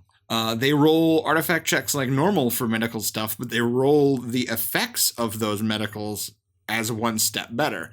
So a regular healing kit is a med kit is 3d8 hit points. So in the hands of like a shaman or a sentinel, it's going to heal 3d8 hit points, which is still pretty awesome. But in the hands of a healer, it's going to be 3d10. Of course, that makes healers even more dangerous to the mutants, which I find actually hilarious. So bravo, Mr. Wampler, bravo. So there's also the ability of naturopathy, which is an ascending healing die that can be used multiple times per day as the healer progresses in level. Kind of like laying out of hands for the clerics in DCC. But free. And what's that? But free. There's no skill check. Yes. They also have Darwinian luck, and so they retrieve 1 point of luck per 24-hour period, and they get +2 to AI recognition rolls. Now, what works for the class? Mark, what do you think about that? Well, I mean, they certainly do the job of keeping people from dying. Paul Go in our monthly game is playing the healer, and with a meta pack and enough C cells to make sure that it keeps functioning, I'm going to have a hard time killing anybody dead, because 3d8 was what he was rolling before. Now I know it's 3d10, so that's going to be scary for me. The big problem, of course, with that is that while that works, and they'll always be better, they don't really have much niche protection compared to other classes. So there's that. I like the art on page 31. So look, I mean, I think I've read it before on a previous episode. I'm kind of lukewarm with the healer. I would never play a healer. I guess if I'm going to not play a shaman or a sentinel, I think the two purest human classes I like the most are the rover and the shaman. So the healer, I don't know. I feel like while I would like having a healer in the game, I want them to be there. What works for me is the existence of the healer in my party. How about that? Yeah, that's fair. Forrest? I think, honestly, playing a healer as a walking medical bot's pretty lame. But I think you can add some depth to it. It could be fun. One example I thought of is if your healer is a peace-loving commie hippie, that might be kind of fun. Or a healer is so enthusiastic that she heals like everything, including injured enemies. That could be fun, because you have to be fair and impartial, right? I could also see a healer taking issue with a robot asking for identification, too, because the response would be, I can't give you that knowledge. The mighty god HIPAA forbids it. Well, and you're right. I think it needs the right role playing to make that be I think a fun experience for a player. Yeah, I agree. Yeah, I mean, like I was saying, I mean, I would love to see like the crusty, begrudging, not very kind healer. He's like, you're fine. You're always breaking your bones, but I'll set them this time, and like make sure that it hurts. I mean, that's how I would play it if I was going to play it. So when it comes to what doesn't work, I think like for me, I wouldn't want to play when I said that. And I like their existence. I love clerics in DCC, and I know I hear folks sometimes say they don't like the cleric as much. It's not as powerful as the wizard. It's I don't know. I really enjoy playing clerics, and I don't see clerics in DCC as just walking heal bots. So this is literally a walking heal bot. I think that's fair. To echo what I kind of said earlier, they don't have that niche protection that a cleric does, right? I mean, in DCC, if you don't have a cleric, nobody's healing faster than that, 1 point a night. Whereas if you don't have a healer, it's like, oh, well, the shaman can heal pretty darn well with, a med pack. So unless the GM or judge rather is specifically avoiding giving you guys med packs and meta shots, like the healer is not required. Yeah, I'm pretty meh on the healer, honestly, except in the Ruins of the Tomb of Horrors, where you're everyone's hero if you survive. Yes. That's what I noticed that when we went in there, that was like, because we had the healer with the med bot, right? Yep. Yeah. And it was like, okay, that guy goes in the middle of the party. At all costs, protect the guy with the med bow. Yeah, I mean, at the end of the 4 hours, the one person who died didn't die from damage. He died from suffocation. And right. everybody else had full hit points, even though we were butt naked. So it was, that says something about the how effective they are at their job. It just they lack some flavor unless the player puts that flavor in for them. So what are some examples in fiction, Mark, that you can think of the healer? So I came up with two after racking my brain. And the first, I'm not even sure if that applies. So the character of Sola from the John Carter of Mars movie, because I haven't actually read any of the books. She kind of healed John and sort of made sure he, she was sort of like nursemaid almost. And that kind of depends on whether or not you consider Barsoom to be a post-apocalyptic, or not. I look at it Why as not? Well, that's the thing. I look at it as a planet that's drying out and dying, and I'm like, that's post-apocalypse. The other one is, and I don't know if either of you read the limited Commandy anniversary series that DC Comics did last year. Commandy, the Last Boy, or whatever. I think it's what it's called, The Last Boy. He's, it's a post-apocalypse in the DC universe, sort of, where there's all these mutant animals in place of humans, and the titular Commandy is like the last human boy on Earth, and he goes on this crazy adventure over 12 issues that vary heavily in quality, because every issue has a different writer and a different art team, which was interesting and terrifying at times. But there's this character called Dr. Volcolo, who was definitely a scientist. I mean, he may or may not have been a healer, depending on like whether you want to look at the ends justifying the means. Because in that issue, and spoilers, folks, but it's been like 6 months, so I don't really care.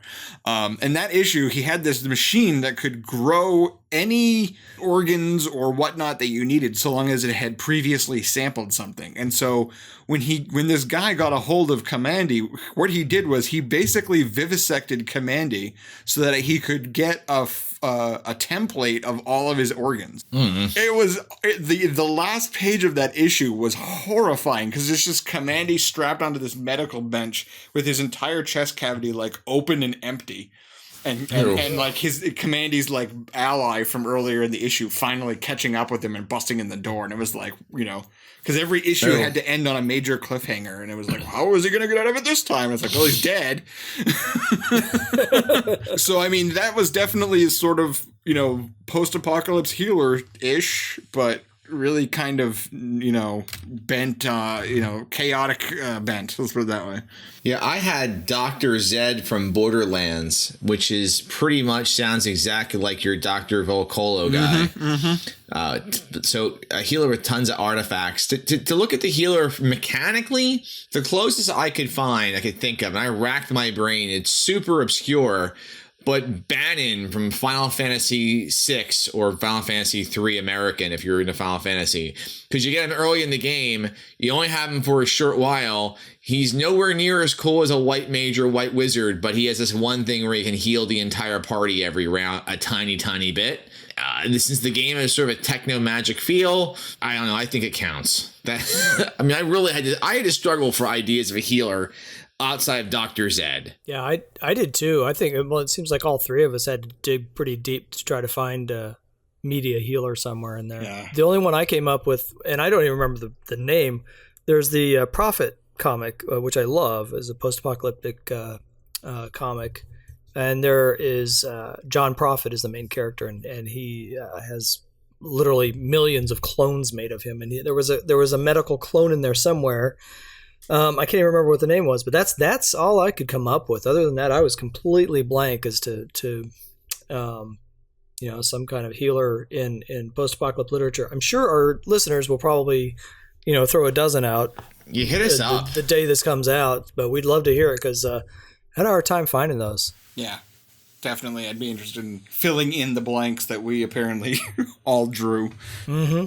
So let's go over to the shaman then, okay? Shaman. So I'm partial. I play one.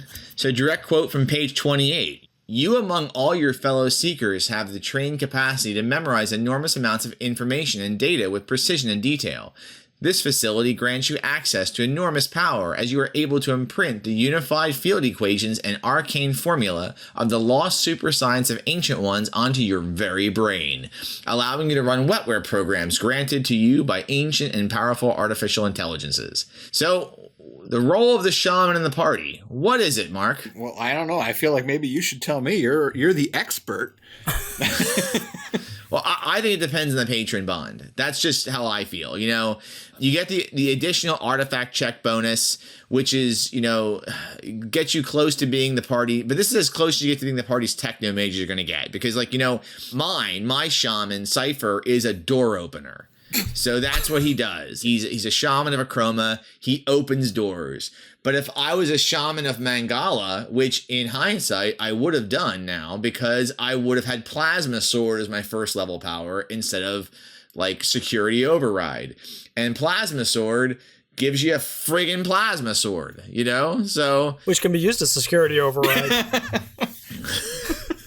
So, exactly. So, but you know what? I like the Chroma better than Mangala, so I played it out. But, yeah, so that's my thoughts. I think you're right. It really depends on the patron. If, you know, earlier we were talking about multi-class. If I wanted to multi-class something, I would pick a shaman and then choose a patron that would be closest to the other class. So if there's a patron AI related to security systems or opening doors, there you have your shaman / rover right there. Which is kind of how Cypher feels. Mm-hmm. Yeah, I mean, you've sort of overshadowed the rover in the group in a lot of encounters, because it's like, I got this door, no problem, you know? And I think I agree with both of you. It does really depend on the patrons. They really make a change. The only other thing is, you know, they are the lore keepers. They are the best, you know, at least on a base die or bonus, you know, the best artifact check bonus. So they are most likely going to be the go-to person to identify stuff. Unless it's a weapon and you've got a sentinel. Yep. Or your shaman is like only, you know, average intelligence and you've got some sort of mutant with like a brain in his butt and who's got a 24 intelligence. In which case, well, all right, you're probably going to let him go because he's got like a +8, you know. But the rest of the time, that's going to be their role. So going through the rules, shamans have a D4 hit die. They have artifact check bonus starting at +3.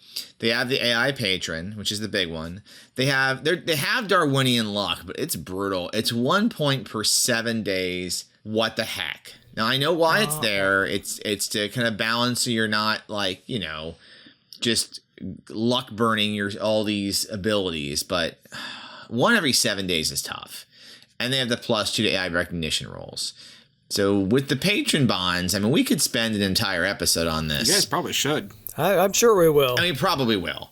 But you got the ones, the mainframe of order, the grid of net neutrality, and the matrix of entropy. And like I said earlier, it really depends what your abilities are, what you're going to get from your invoke patron AI and wetware, and your first level wetware, like it's Plasma Sword from Mangala, or if you happen to be, what is it called? The Hexacoda, it's Security Sweep, which lets you like detect traps and stuff.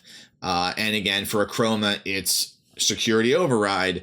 That's going to be, that's the gist. That's what you get out of your patron bond begin with. That said, though, I think the question that I will ask, and I'll take it to you guys here, what do you think about someone having more than one patron? So I'll tackle that first. So I'm going to say yes, because I don't see anything in the rules that says no, and I'm pretty sure I had seen somewhere in the rules where it did imply that you could have more than one patron. I'm also going to say yes, because patrons in MCC seem to be a little bit more hands-on and a little bit more needy than gods and patrons in DCC are. I'm certainly sort of doing my best to play them that way in my game. So if you invoke patron, they're far more likely to come back and say, okay, well, I did that for you, but now I need you to do this for me. And of course, because the patrons are aligned into these sort of subgroups that are essentially neutrality, law, and chaos, like, yeah, sure, you could take Hexcoda and Tetraplex, but one is a mainframe of order or law, and the other is matrix of entropy or chaos. And chances are at some point your puny mortal is going to get squished like a bug between the needs of these two massive AIs. So I have no problem with multiple AIs. Yeah, you're going to have a conflict of interest at some point. Although, looking at the three divisions there, the grid of net neutrality, they probably don't even care. Probably, yeah, sure, have another patron. I don't care. But if you're part of the mainframe of order, Gaia, Hexacoda, I'm guessing that you're probably, your patron is not going to want you to have other patrons on the sly. I think if you're in Gaia and you get Hexacoda as a patron, I mean, they're in that sort of same, sphere. I don't think that their interests are disparate enough to cause friction. They might cause a problem when one of them wants you to do one thing and another wants you to do another thing. And I'm like, there's only one of me, until one of you. Yeah, that's fair. That's fair. But I mean, I really see the bigger problem being if you want to be like Mangala because you're like laser swords, but you also want Gaia because you're like weather control. And those two are very opposite ends of the spectrum. I mean, Gaia is all about restoring Earth. Mangala is like a destroyer. That's gonna come to a head real quick, I bet. Yeah. What do you think, James? I think that the shaman, I don't know, I feel like the intention of the shaman, and I can't go into Judge Wampler's brain here on this, but is to sort of fill that role that's very similar to a wizard type role that you'd have in a DCC game. Similar but different, right? Different but same, as Stitch would say. So with that said, I think it makes sense if you have it from the role-playing aspect and standpoint of someone who's going to find other patron AI and try to interface with them. And as you guys mentioned, maybe it's going to cause issues potentially with one over the other, but that's just a role-playing thing to deal with. So I would not have an issue with it in my game depending on who is picked. Yeah. The other thing I want to add is, because at the base level, when you roll for your patron bond, you're going to get one or more invoke patron bond castings per day, or possibly like per week if you roll really, really bad. You need to roll at least like a 24 or 22 on your patron bond to even get a single wetware program in addition to that invoke patron bond. So the buy-in at the early game, like, first, second level, to get additional wetware is kind of super high. Yeah, it's steep. And so if the shamans are really going to feel balanced against the other classes, and obviously when I say balanced, I don't mean balanced in the way that like Pathfinder balances things, or even like D&D 5th edition balances things. I mean like just not feel lame. I think they have to be able to have multiple patrons, because you're going to have that patron who's like, you're their favorite because, you got them early on, you glow burned and luck burned, and you made sure that you got a good roll. And so they gave you a couple of additional wetware, and you can, use that stuff pretty freely. But then you find this other guy, and on your adventuring, and even if the GM is kind enough to let you patron bond on the spot instead of doing the week-long ritual that is normally needed, you're going to be in a situation where you're probably not going to want to spontaneously glow burn and luck burn a bunch of points to get that really, really high result. And as a result, you're not going to be throwing around a huge amount of additional power just because you have an additional patron. I had pretty decent rolls with my character, but I had to tank quite a few of them to get to that 24 and get that power to get to open doors. Yeah. Now you do get the chance to, every level you can rebond with your patron, and again the rules aren't super clear, but let's say that you, and the first time you got them, you got a 24 and you got a wetware program on top of the invoke. If you rolled at second level and you got the same result, I read that as you would get one more wetware program in addition to the one that you had already been given. So assuming you could accept a level 2 wetware program, you would get the level 2 from your patron. If you couldn't, then it might be a situation where the GM and the player need to look at some DCC spells and say, hey, maybe I can take like a magic missile and call it a wetware program or whatnot. So, I mean, that's how I look at it. The shaman is encouraged to rebond their patron at every level because that's how they're going to get more wetware, and that's how they're going to get there to the point where they actually have a bunch of wetware, because they don't get it free every level like a wizard or a cleric does in DCC. Yeah, so I mean, for those folks who maybe haven't gotten their MCC book yet, and this is the first thing hearing about the shaman, I mean, you may be running around there with just 2 powers, which is going to be your invoke patron AI and your 1 wetware power. Yep. And you may have that for a while. Yeah. So, all right. So what works with the game? What works with this character class, Mark? So, in my opinion, I think the wetware is pretty amazing if you can get it. And that's the problem, is that it's an if you can get it. I mean, invoke patron bond is pretty much guaranteed unless you just, I mean, I guess a GM could be like looking, watching while you make your first roll when you go to first level, and you could roll a 1 and you could fail to patron bond at all. And that would just be like the pits, man. That would be awful. But it could happen. And of course it would be very interesting to then play that character to maybe, greater heights later on. But the invoke patron bond is obviously, there's some ideas that are listed for each patron, and of course the GM can kind of do whatever he wants anyway.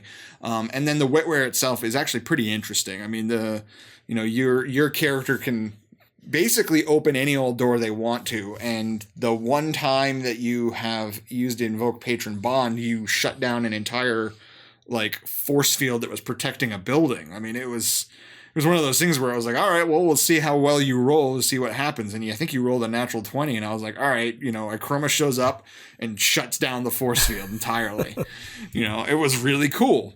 So I think that works really well. And obviously, as we've discussed, they're very good at identifying equipment, artifacts and whatnot. But really, for me, it's the patron stuff. It's the wetware that sets them apart. Yeah, and to your point, this is just my ad for what works. If you're playing MCC just as MCC, you're not blending it with DCC, and your other thing you have like this is the mutant. I mean, a mutation. If you're rolling a mutation, you can lose the mutation on a 1. You're not going to lose your wetware power on a 1. So you don't have that 5% chance of losing these powers. So that's, I mean, it really is the spellcaster of the post-apocalyptic world, and it hits my Numenera vibe the most. And the patron taint, unlike in DCC, where it's like you don't want to be a wizard walking around with like a frog's head sticking out of your ear, like patron taint in MCC is actually kind of cool, because it's like, all right, now, in addition to the sunglasses that are fused to my face, I've got like electronic dreadlocks, or, my skin is starting to show circuitry patterns. It sets you apart, but it doesn't have the social stigma, I guess, that wizardly corruption does in DCC. Forrest? Yeah, there is no social stigma in MCC. I don't have much more to say than what you hit just about everything, but one thing I have been thinking about is, what about the flip side? What if we use shamans as bad guys more often? I think of Thundar the Barbarian, almost all the bad guys were wizards of some kind. And I think there's a ton of potential there for bad guys that may be going untapped at this point. You sure you want to give me ideas? Except in your campaign, Mark. Yeah. It's a really bad idea for your campaign. Really bad. So the only thing that I think doesn't work, at least for me so far, is that even though being a chroma is super cool, at first level, 1 can only open so many doors. Well, so that's my take. That is the limitation of, essentially, like I said, the slow accumulation of wetware. Yeah, I mean, you've got essentially 2 spells, and one of them is invoke patron. So yeah, I feel your pain, Jim, and we'll see how we can remedy that hopefully you can play the next time we play. As far as what doesn't work, the slow burn is definitely a thing. I mean, Jim Wampler made comments about how shaman are very powerful at high levels. And I'm like, well, at low levels, they seem a little underpowered. But I didn't say that because I didn't want to be rude. He wouldn't have minded. He's going to listen, though. He's going to be like, I'm taking notes. Yeah, I mean, I just did say that, but that's fine. I mean, I don't mind saying that on a podcast. They do seem a little weak at early levels, but so do all of the pure strain humans, at least until you've started to pull some artifacts together. Equipment... no equipment, pure strain human of any of the 4 classes is not going to be as badass as a first level mutant with no equipment, because that mutant has a bunch of powers, of varying degrees of whatever. Sure. And it's important to note, again, as we kind of led this off in episode 13, and kind of going back to the multi-class question away, the pure strain human is part of the class. So that is your mutation. That's part of your class. And what it comes with, as we're all aware of, it comes with bringing back, the luck regenerates. You're better at artifacts. You're better at interfacing with AI. Yep. So you keep all that in mind, that it's, even though your class is shaman, and in a way your class is healer, or if it's rover or sentinel, your class is also pure strain human. You're getting quite a bit for it before you even get into the quote unquote class part. Yeah. Yeah, it's easy to take that for granted. Absolutely. Right. Absolutely. Forrest? Yeah. One thing that I don't think is, I haven't seen leveraged enough is there's a quote from the class description that says, Seekers have the trained capacity to memorize enormous amounts of information and data with precision and detail. I think oftentimes we just apply that to wetware use. But as a player, I'm going to leverage that. I'm going to use that ability to my best advantage. So I'll be like, Mark might say, draw a map. And I'd say, no, I don't need to draw a map. My shaman has essentially photographic memory. So show me the map, Mark. And I'll say, make a luck check. Or maybe make an intelligence check, But it's a that's their trained capacity. Yeah. I think that's something that it's not necessarily just, it's a mechanical thing. It can be a mechanical thing, not just a flavor thing. That they have that ability to memorize because that's what they do. Yeah. Boy, I wish I had my ability in my real life, Oh, absolutely. It'd save myself a lot of pain. Yeah, no, I think there's value in looking at the class description and saying, all right, there's not a specific mechanical effect tied to this, but that doesn't mean that it isn't something that affects the way I play my character. And that if I play my character in a certain way, that I won't be rewarded for it by the GM. If you play your shaman and he's always forgetting what the hell is going on and not paying attention, then I am not going to be nice to you as the GM. I'm not going to be like, well, yeah, sure. You can remember. But if you are on top of things, then when it comes to that situation where you're like, hey, can I sneak a peek at the map, because I'm using my memory to try to sort of construct a holographic image of this facility in my mind, I'm going to be like, all right, well, make an intelligence roll. And if you get a better than a 15, then sure, I'll let you take a look at the map, and I see that as being perfectly reasonable. Okay. So let's go into fiction then. So, Mark, what are some good fictional examples of the shaman? I think we have an easier time with this than we did, So there's one from the Matrix that I can think of, and it's not a guy named Neo, because Neo was just a punk. It's actually Agent Smith. Agent Smith was, for lack of a better, he was a shaman. The AI patron that he spoke to was like the mainframe itself, but he had all kinds of cool reality bending tricks. Him and the other agents could like teleport and take over the bodies of bystander, and just like, boop, we're here now. They could dodge bullets, and they were super strong and had all kinds of other wacky crap. They were totally a like pimped out shaman. The Dying Earth series, now that I've actually had a chance to start reading those, like the magicians from Dying Earth are, in an MCC type of view, they're shaman. They don't really speak directly to AIs or anything, but they're definitely like the smart lore keepers. They're the ones delving for information and using relics of the past and, casting, spells / wetware. And then the sort of the weird one is another DC Comics thing, which I don't know a huge amount about this, but I know enough to be dangerous. So there's a character called OMAC, which is actually an acronym. It stands for the One Man Army Corps. And it was basically like this guy who could call upon an AI called Brother Eye that existed in a satellite in Earth orbit. And the satellite could empower him in some way. I'm not familiar with if it was like, nanites or whatnot, but it could empower him and make him into a superhero for periods of time.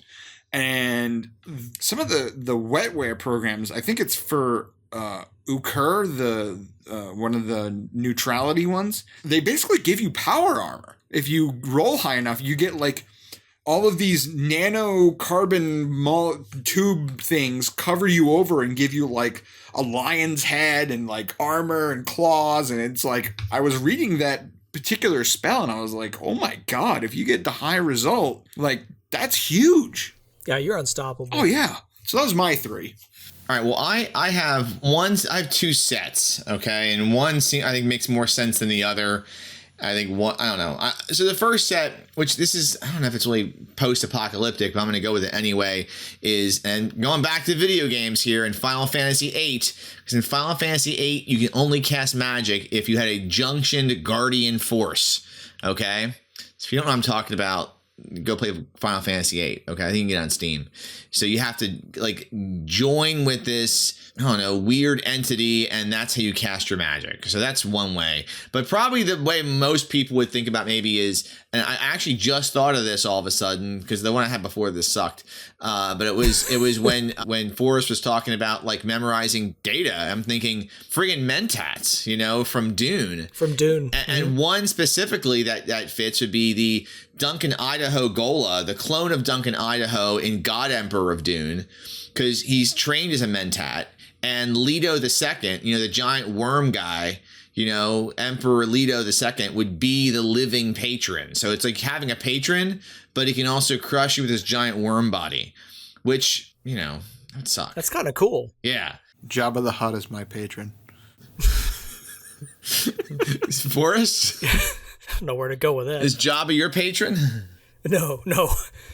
So I thought of a few examples as well. I mean, the obvious one is Princess Ariel from Thundar the Barbarian, but she's not really tied into an AI. She just kind of has this unexplained sorcery and happens to be in a post-apocalyptic context.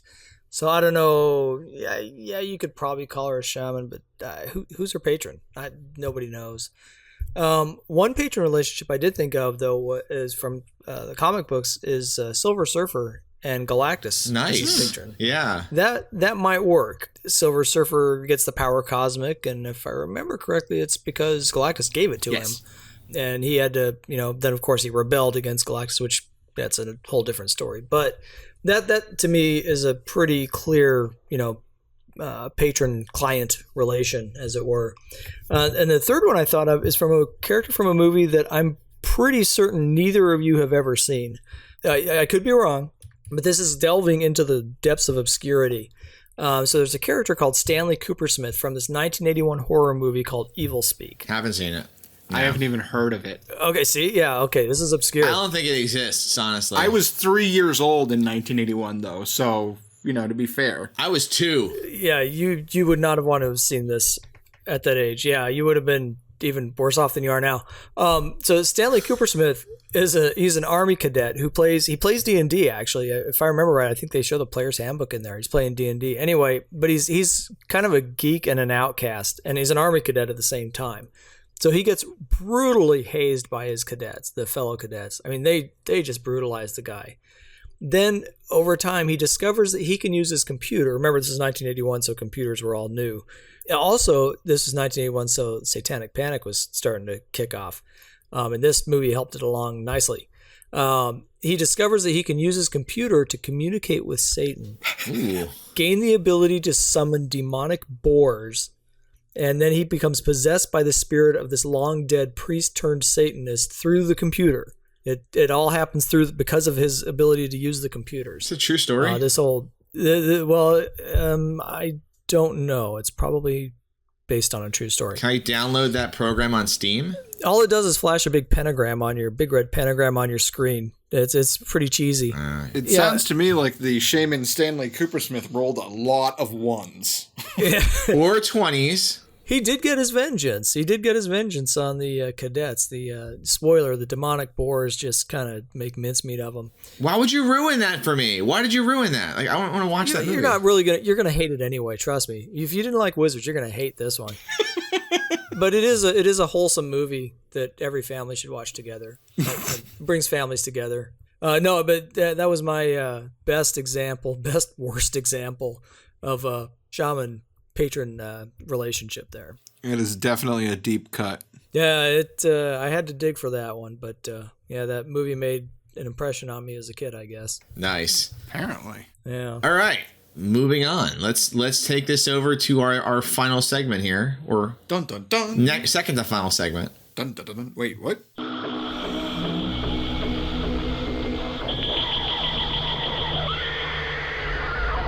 Mutagenesis.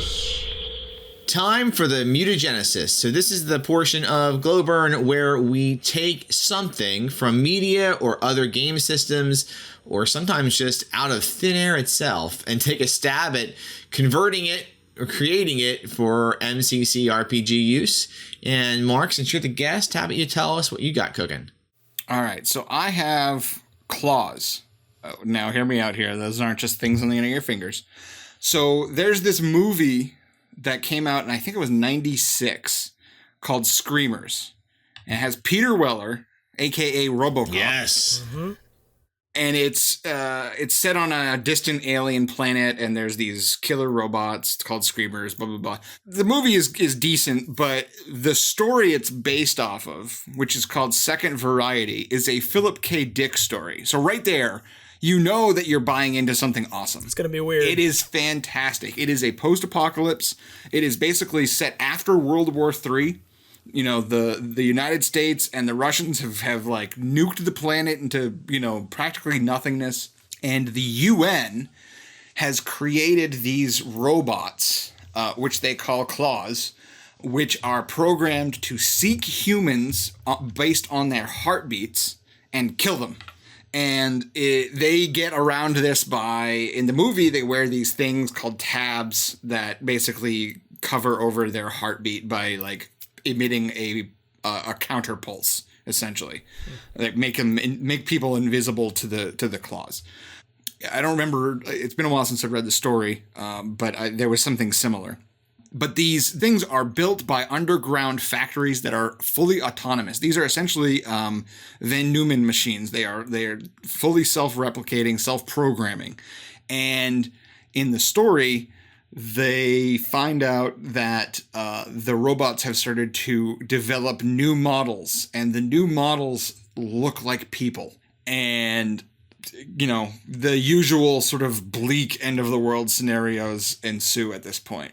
What I have done here for the mutagenesis is the type 1 claws, which are described in the book as these spinning bladed balls of death, basically. They look more like, giant metal cockroaches in the movie, but if memory serves. But the claws here, they are +5 on initiative. They have a +4 melee attack that does D4 damage.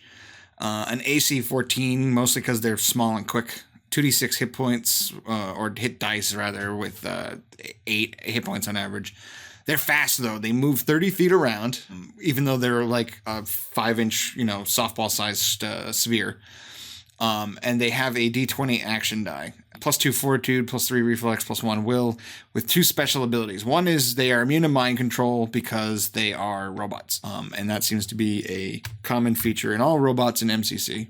The other is a ability which I called Straight for the Heart. And so these things, because they seek out your heartbeat, on an attack roll of a natural 20, instead of rolling for a normal critical hit, the claw just immediately attacks the target's heart, and they do an extra 1d10 of damage that goes directly to the target's stamina. Ooh. As they systematically destroy the target's heart. I like it. So they are mean little bastards, but they, they're a thing. Boy.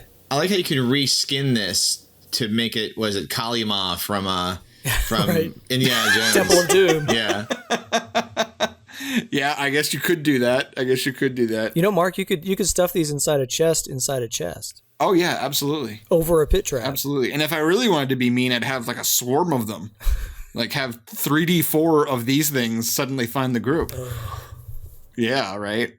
I highly recommend if you can find an anthology of Philip K. Dick that has the story. The story is fantastic. If you are willing to rent the movie, it's good. It's not great. It's not like a, mind-blowing, amazing thing, but it's good. It's a solid movie. I would rate it higher than Thunderdome. Wow. Yeah.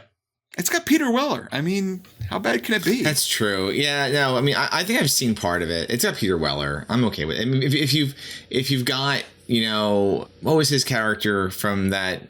Buckaroo Banzai? Buckaroo Banzai. Yeah, Buckaroo Banzai. You're in for a treat, right? I mean, it's Peter Weller. He's pretty awesome. It's like, how many actors have PhDs in history?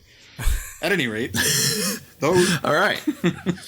Not many, All right, so well, that's they lost me on that one. I'm like, I don't know. I started thinking for I didn't know he had one, so I had to think for a second. He has a PhD in I think medieval history or something like that. I didn't know. There was a random comment. I'm like, I don't know. It just seems not connected. So that is an awesome mutagenesis, Mark. So I appreciate you putting that together. And if you can catch the movie, add it onto your list of movies to watch. They're post-apocalyptic, because Lord knows we need more of them. Oh, yes. All right, well, I have the Rad Rat Pack, or Double R, or RRP, and I was inspired by a pet store. So, I mean, really, we're not that far above fur burning from last episode, folks, so I'm going to apologize now. But imagine wearing a backpack full of irradiated 8-legged rats that have to run on hamster wheels to provide power to artifacts. That's an RRP. So essentially it's a way to power high-tech gear with low-tech swag. So tech level 1, because why use tech level? Complexity modifier 2, it's bulky because it's huge. So it's best when it's on the ground or on a pack animal, but if you have to wear it, all your reflex saves are made at -1 die.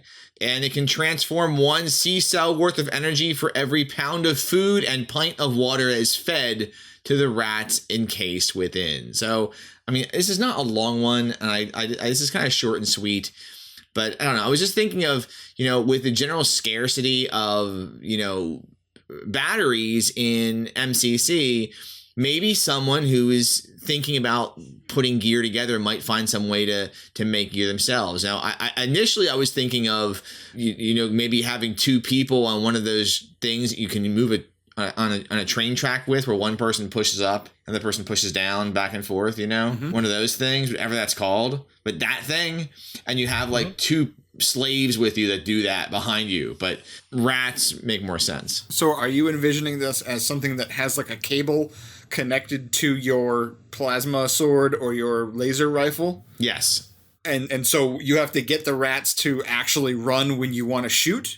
Or is this something that you can plug your empty C-cell into and it will charge that C-cell for you to then this is the battery. So you have to plug it into your thing. So you're essentially carrying around extra food and water and taking a -1 die step on reflex saves. In return, it can transform 1 C-cell worth of energy for every pound of food or pint of water. So. Okay. Interesting. That's my thought. And it looks like, looking at the show notes, that Judge Forrest is going the same way. Yeah, it's funny. It's that you came up with that because I was thinking about power sources and batteries too. I think it's because, Judge Mark starves us for batteries in the campaign. He's so stingy. Yeah, so show up to more sessions. Yeah, well, there's that. There's that. But I was thinking about a power source, but I went the opposite direction. I went in the direction of super science, which I don't normally go into, so this is a little odd for me. But I thought of a little backstory. There's a group of unethical pre-Great Disaster super scientists who have a problem. They have minions, but once their minions are armed, they turn on them. So this is kind of upsetting to their social order, and it also uses up precious energy. So why not kill 2 birds with 1 stone? If the scientists could incentivize their minions to fight against their enemies and conserve energy, it would be a win-win for the scientists. So they created the Enervating Energizer. The Enervating Energizer is a cloak. It's worn by a pure strain human of any class. It generates energy by tapping into the normal kinetic movement of the human body and converting the kinetic energy into stored energy, which would power weapons. Now, by throwing their minions into combat with an energy source that drained them of strength but could protect them, since the best defense is a good offense, they saved on energy cost and gave their minions incentive to fight for their lives, quite literally. So at the same time, this kept these minions tired and hungry and sent them crawling back to their intelligent masters after every battle if they survived. So mechanically, here's how the Enervating Energizer works. It's a cloak worn by a pure strain human or manimal or mutant with a more or less human body structure. The skeletal muscular system of a Plantian is just too weird for the cloak to work properly. The cloak comes with a power cable and a laser pistol. So it's one piece of equipment, really. Since this piece of equipment was experimental and didn't quite get perfected before the Great Disaster, it's a bit quirky. The wearer must exert a great deal of physical activity in a short time to generate charges. They have to run in place, jump rope, or dancercise, something like that. And, of course, this wears the body down. Getting in your steps. Yeah. And I'd love to see this role played at the table, too. This could be a lot of fun. I hit my goal! All right. But the thing is, it wears the body down over time, so the wearer can burn 1 point of stamina or strength in exchange for 1d3 shots worth of energy to the attached laser pistol. Because the Enervating Energizer reaches deep into the physiological structures of the victim, or the wearer, that stamina or strength loss is gained back at a rate of 1 point every 3 days. Oof. So the energy is limited by the wearer's mortality, essentially. Laser pistol is especially fitted to the Enervating Energizer. To convert a different energy weapon for use with the cloak requires a result of 34 or higher on the artifact check table. Good luck. The energy gained from a converted weapon should scale with the regular use of charges for that weapon in comparison with a laser pistol. For example, a laser rifle normally gets 5 shots out of a C-cell. Laser pistol gets 10. So if you hooked up a laser rifle, then you would get 1d3 divided by 2 charges per point of strength or stamina or strength loss. Make some sense? Well, you say, would you round up or down? Down. Round down. All fractions. So half of 3 is 1.5. Rounding down is 1. That's right. It's always going to be 1 or 0. Yeah, pretty much. You've just created really complex math to get 1. I did. I know. Okay, just checking. The idea behind this is pain. Sorry. It's 1d7 divided by 5 and always round down to 0. We could do that too. Tech level is 5, complexity modifier is 4, although with the math maybe we should make it higher than that. But anyway, so it's a very limited artifact, but that's kind of the idea. So I like the idea. I mean, I would, play around with yours a bit to find a way to add that to other artifacts. I think I like the idea of finding ways, and we both seem to have gotten there, of adding power to your artifacts without having traditional means of doing so. Right. I like it. Yeah. All right. Let's wrap up this behemoth monstrosity of a podcast into the closing section. It's going to be like a 25-minute podcast when Hector's done with it, and we're going to be like, how did that happen? Right. As we said, he's just going to turn all our voices into chipmunks.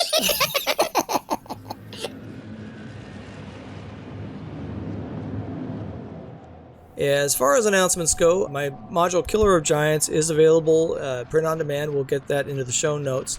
And also North Texas RPG Con is coming up June 7th to June 10th. It's never too early to get ready for that. Cool stuff that I found the other day, Modifius Games, who does Achtung Cthulhu among other things, is releasing a miniatures game for Fallout with all your favorite and unfavorite characters as really high quality 32mm minis. And they are really nice. So if you've always wanted to unleash Mr. Handy on your players, but you needed a visual, now you've got it. All right, so how to contact us. On Twitter, it's @Glowburn. Email is glowburnpodcast@gmail.com. Google Plus, there is the Glowburn community, all XXX strong on there. And Mark, how can we find you? Well, I'm on the G+. I'm on Twitter @InspStrikes, INSP Strikes, because Inspiration Strikes was too long, apparently. And my blog is at Blogspot, inspstrikes.blogspot.com, because again, apparently Inspiration Strikes was too long. Well, I'm over at I Live for Crits, the number 4, or livingforcrits.com. And you can see me at Forrestaguirre. That's FORRESTAGUIRRE, just like it's pronounced. Or my blog is at forrestaguirre.blogspot.com. Special thanks and credits to the shaman of intros, outros, and bumpers, Bob the Voice Brinkman, our patron AI of audio-visual engineering, and all-around amazing human being, Hector the Missile Cruz. Loved meeting you in person, Hector, at GaryCon. Mm-hmm. Seconded. Our creative advisors, our G Plus community, which is at 302 strong. Our intro outro song is by Chronix off the Voyager album, and the song is Juno. And to take us out, I'm going to say that you haven't lived until you've joined Judge Julian Burnick and Jason Hobbs in the bathroom. Oh, God. That's all I'm saying. I'm leaving it there. It's true. I will just say that I survived the Tomb of Horrors, sort of. And I just want to thank the entire MCC and DCC community and all the awesome folks I interacted with at GaryCon. You guys are awesome. Ariel, Ookla, ride!